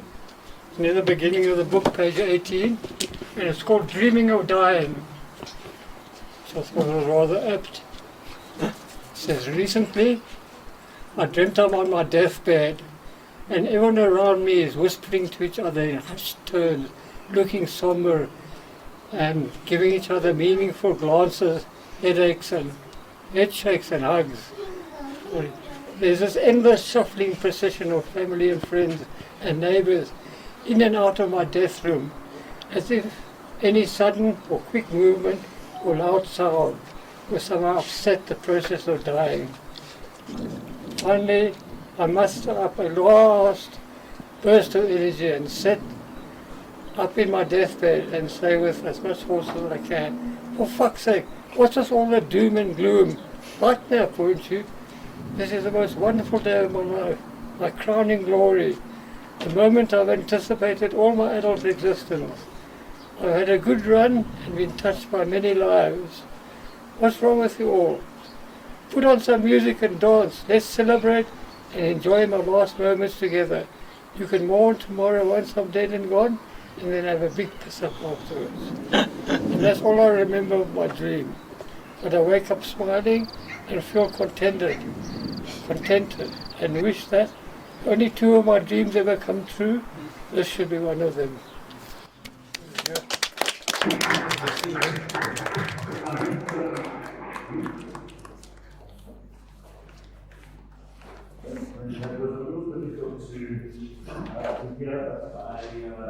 If you get the book, you can find the passage in it and read it. We're going to have another song, led by Destiny.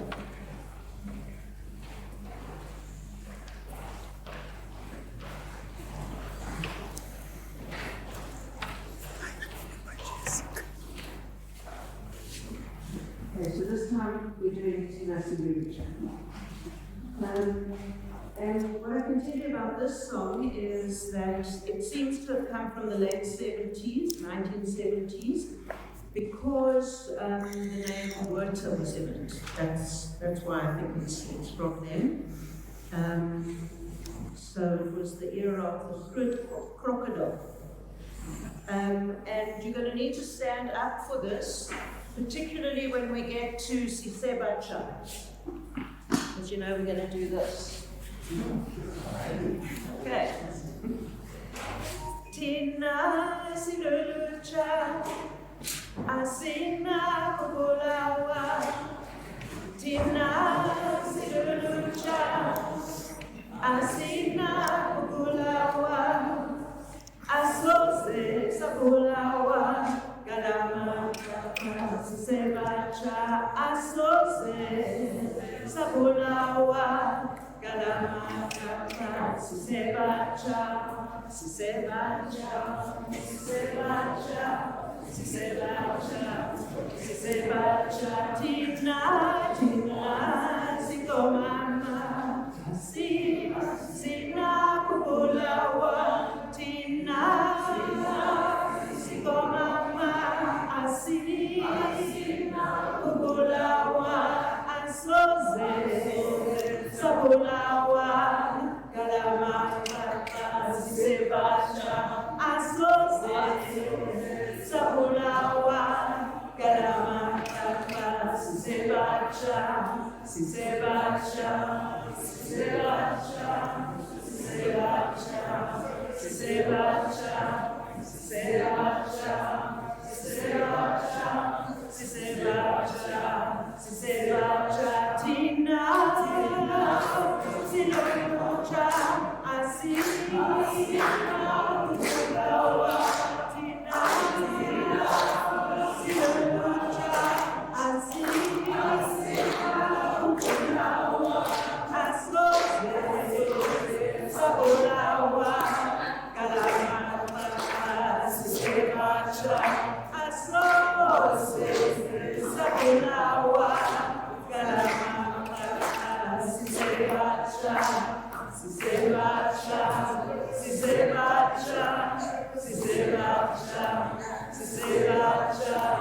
Thank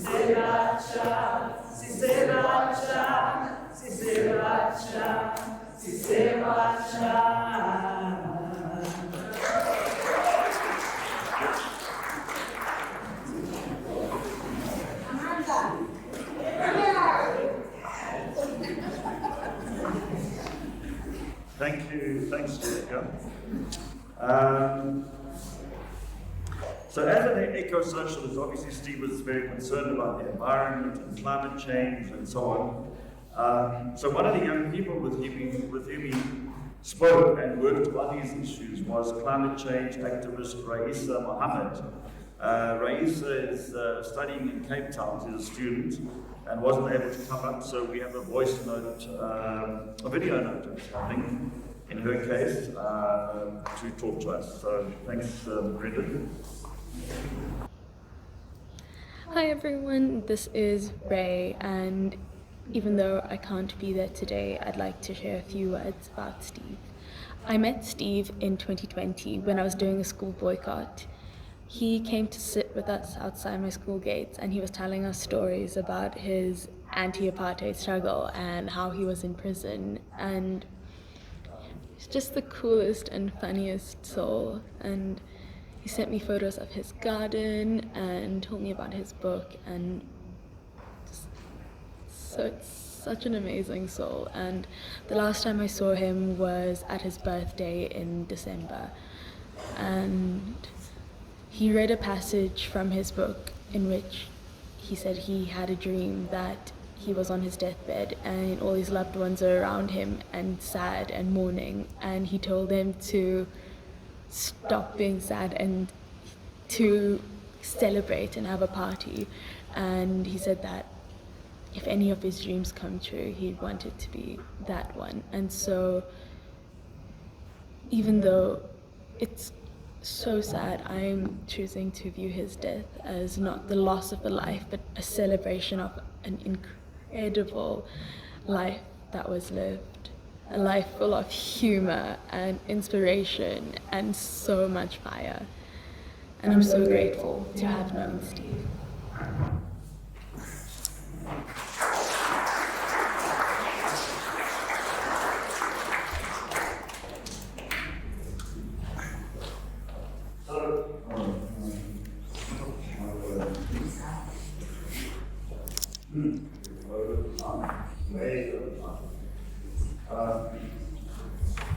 So we're working in an open mic. I think we can maybe, well, let's just first, there are a number of things we're going to do now. So we're going to do an open mic for anybody who wants to say the words. We also, we've got Nell Pale here, who Steve also was working with, although he was tired and pain over the last month. He remained an activist, and he was very excited about a small project that he was working on with young people from Lombani East and Alexandra. Sadly, a planned meeting to discuss it didn't happen. Two of the people driving the idea was Steve, with Steve were Janelle Pale and Charlotte McFarlane. So Janelle was going to tell us a little bit about that, and she was then going to read a few messages from people who aren't able to be here or speak here today. So that is another part of the winding up. And then the video notes we were going to do if we had any. I think that what we're going to have to do is let them now come up and just talk a little bit about what she and Steve and Charlotte were discussing in terms of the youth work, and to read the messages she has. And then what we may do is if there are video notes, you may show them in the hall just now. Otherwise, one of the plans is to take a lot of this material and put it onto Steve's Facebook page. So video notes, messages, audio notes, and so on and so forth. Because we don't want to go too much over time here. So could we please have Janelle Pale come out, please, and just telling us a little bit about that youth work, and then reading messages from people who couldn't be here. Thank you.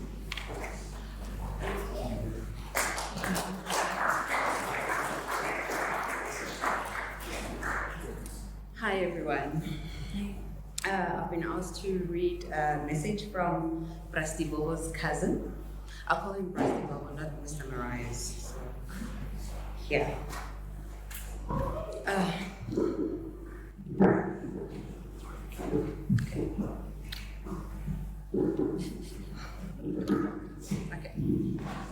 Alright. Starting right in my primary school years, Cousin Steve was my favorite cousin, even though I didn't get to meet him until I was 17. When he reluctantly visited the UK, I admired him from AF. I remembered my mother telling me about his life in the rural Transkei. Of course, she can't possibly have known everything that he did, or what took him there. But one thing I do remember is her telling me that he was building clay ovens alongside the people with whom he lived. For some reasons that stuck in my mind, I felt that he was doing something useful with his life, and that I was leading a far too sheltered one in comparison. It was on the strength of his example that I lived and taught in,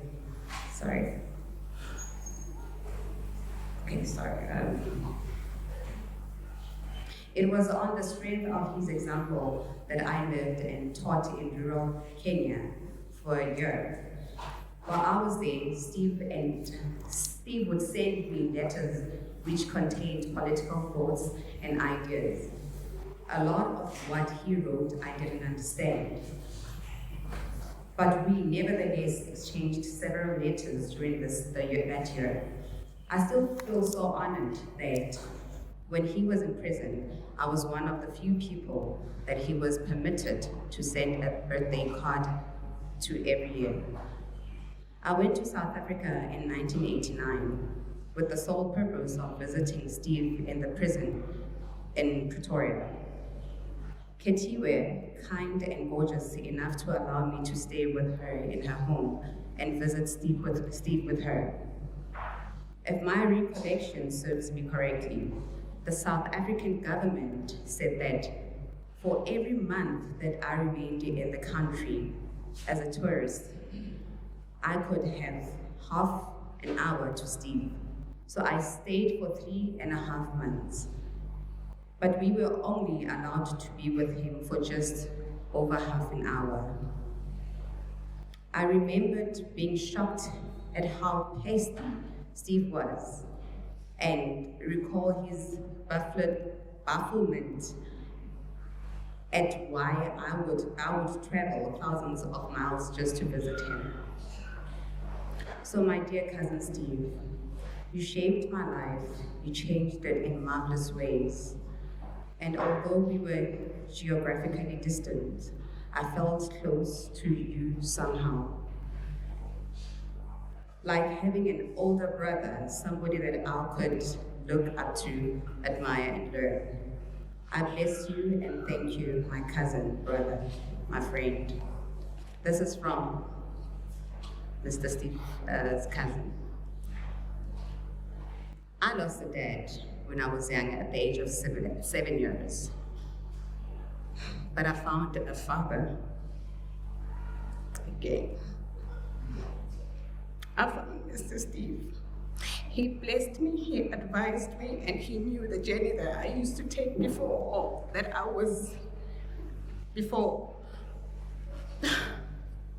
his passing. He understood me. He transformed me. I took him as my dad, grandfather to my kids. He builded me. I should have become someone or something on the streets, maybe a prostitute or something, I don't know.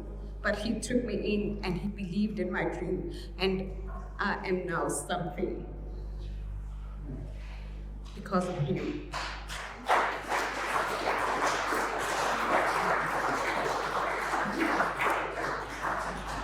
I will forever cherish his teaching.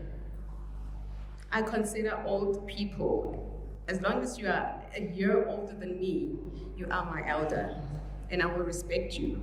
I respected Brother Steve, that's why I called him Brother Steve Wilbur, because he used to say, I am actually black trapped in a white skin. So yeah, I remember when I would gossip with my mom, with Brother Steve to my mom, but in a Sotho language, he would like look at me and then give me a chance to finish speaking. So I would just go like, Mama, like, what's going on, you know? So when my mom left I used to stay right in front opposite Brasivo's house. So when I parted ways with my mother, he would jump the street and say, I'm like, the fuck? So there are white people who are actually speaking these languages, and I'm proud of being a South African because of Brasivogo. I grew, and I'm proud to say I am actually Brasivogo's daughter, and I'll remain one. Thank you.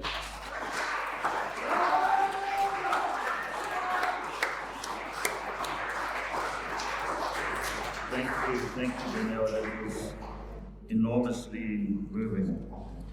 I just had a discussion with Katiwe and her light Lamaki sister, Sheila, who's 15 years younger than Katiwe,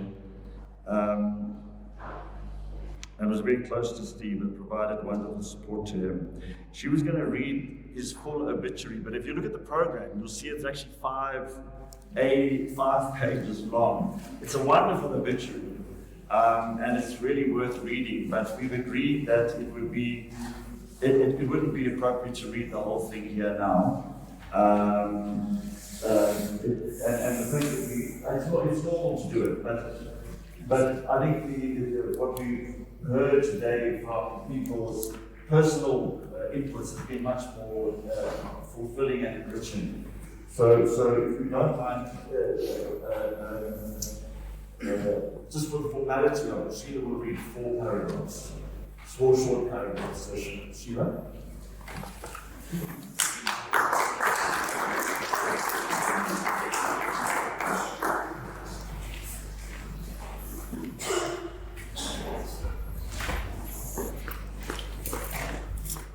Good afternoon, everyone. I'm Sheila Ketiwe's younger sister, but she's older, as they said, older than me with 15 years. So I was asked to read the obituary, of which it goes in this way. In a nutshell, defining the moments, a brief autobiography of Stephen J. Marais. Stephen Johannes Marais was born in Stellenbosch on 24th of December 1956 to an English mother and Afrikaans father. He was always proudly declared that his mother tongue is English and his Oma tongue is Afrikaans. He was 9 years old when Verwoerd was assassinated in 1966. It was his Oma who told him that Verwoerd and his apartheid was a race klokak. His mother was an Anglican. She taught him that apartheid was evil and unchristian. His father was an agnostic and civil servant most of his life, and he encouraged Steve to always question everything. He met his life partner, Ketiwe, in 1985. At the time, she was on a run from the authorities who were looking for her because of her political activities at Tafelberg University as a member of Azanian student organization, that's Azaso.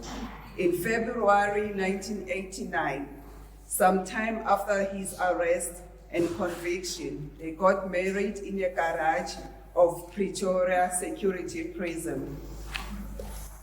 Stephen Johannes Marais passed away peacefully in the company of his life partner and their son Kululeko on 18 March 2024 after a brave 21-month battle against the lung cancer. Hamba kahle bra Stibobo. He was Stibobo to me as well, because whenever we talk, you will say he's Stibobo. Thank you. Thank you.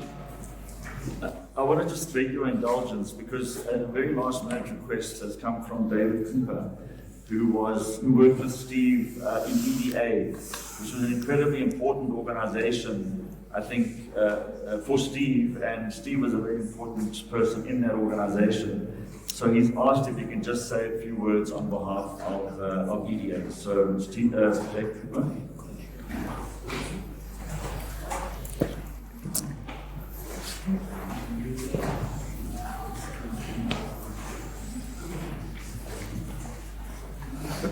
Thank you for the opportunity. I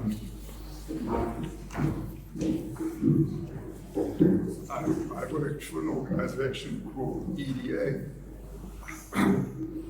which was supported by overseas organizations in the times when nothing else much was happening, particularly in rural areas.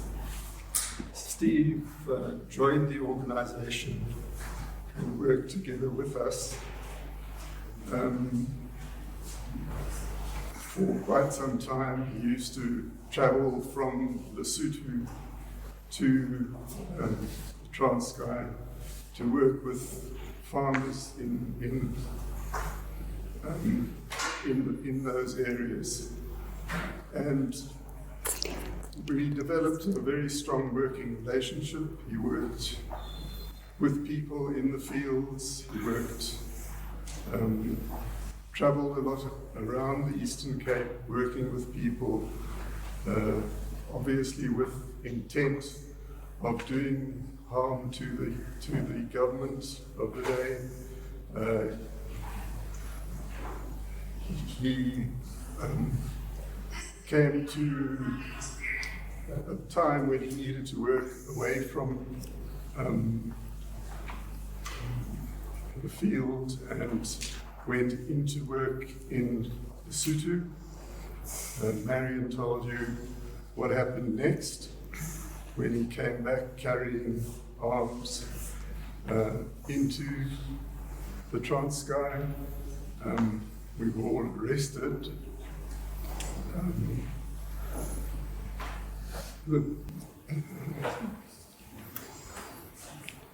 Our field workers were amazing because they stood by him, even though they were also arrested and spent a very long time in jail in the centre of the Transkei, which was, as you know, a government agency. It's a long relationship. We've worked together for years and years.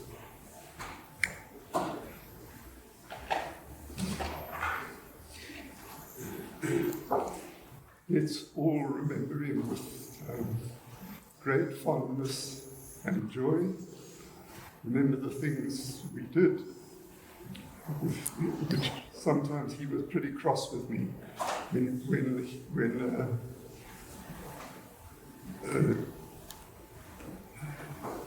our colleagues, are they still here? Derek, who's still here? Derek Hanekom and Trish got arrested. Steve was arrested in that same kind of locality. He went into jail. I went and visited him there. He was very cross with me because I didn't bring any alcohol in with me.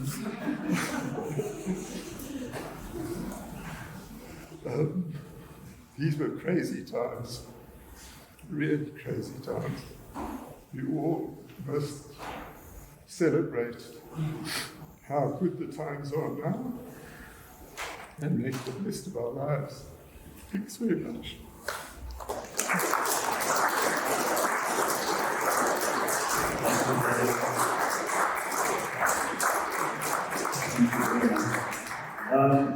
I just wanted to remind you also that there will be the after tears, and maybe there'll be an opportunity there also for people to do some open mic inputs. Perhaps Uli or others can help to organise that. Before we just move now into bed, I think he wanted to drink water or take pills or something. I sat next to him to give him support. I got the impression that he really enjoyed the close, sustained physical contact that gave him. Because every time Katiwe asked him if he wanted to lie down, he said, no, I want to sit a little longer. This was not usual actually, because he liked lying down most of the time. So that led me to think that physical contact was very important to him.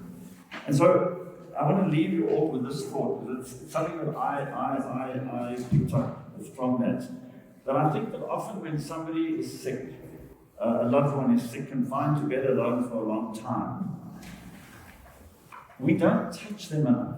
We don't hold them enough. You know, what I used to do with Steve, I used to come into the room and I would shake his hand, or in fact we used to fist bump a lot of the time, because the ends of his fingers were very painful.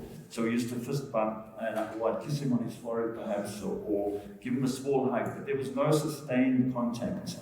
And I think that perhaps we always think that we're a bit nervous about being too touchy-feely with somebody who's ill. We don't know if they want it, or if we think it might add to their discomfort, or we're invading their space.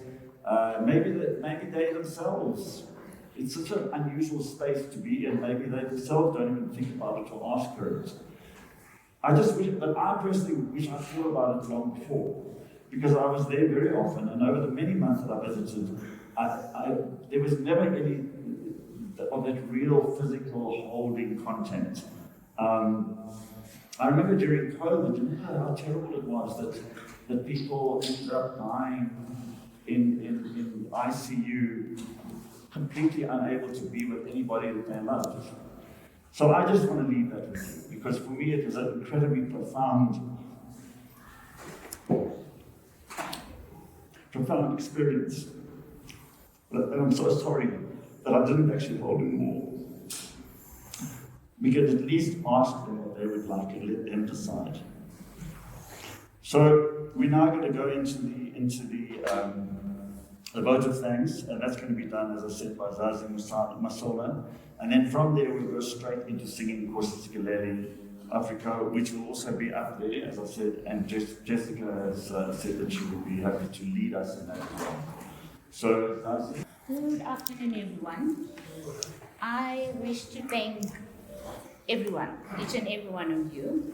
Thank you to all the organizing committee, the school, the extended families, and all the comrades here, and the comrades in the Zoom call for attending Comrade Steve's Revolutionary Memorial. After we leave here, we will go to the chapel. After we leave here in the chapel, we're going to the school hall for refreshments. Please remember the restrictions on no smoking and alcohol drinking on the premises. The after tears is at the family home in Lombardy East. And once again, we thank you.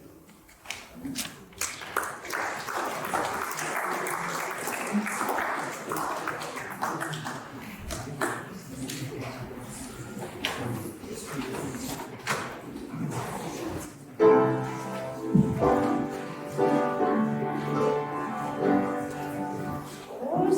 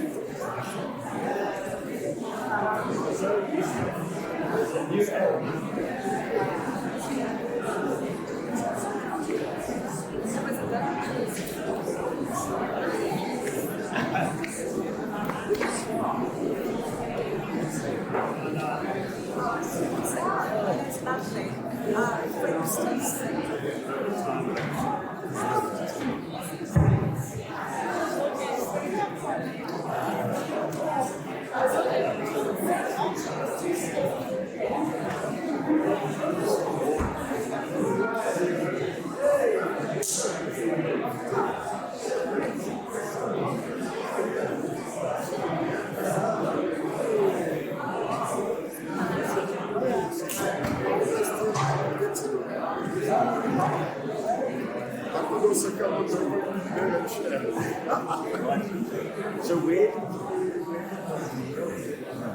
Not here, but in the academia spectrum. We work together in interpreting, translation.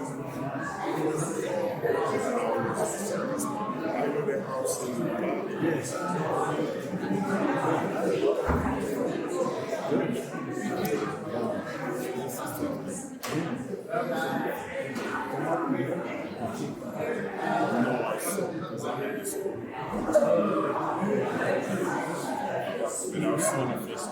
I'm not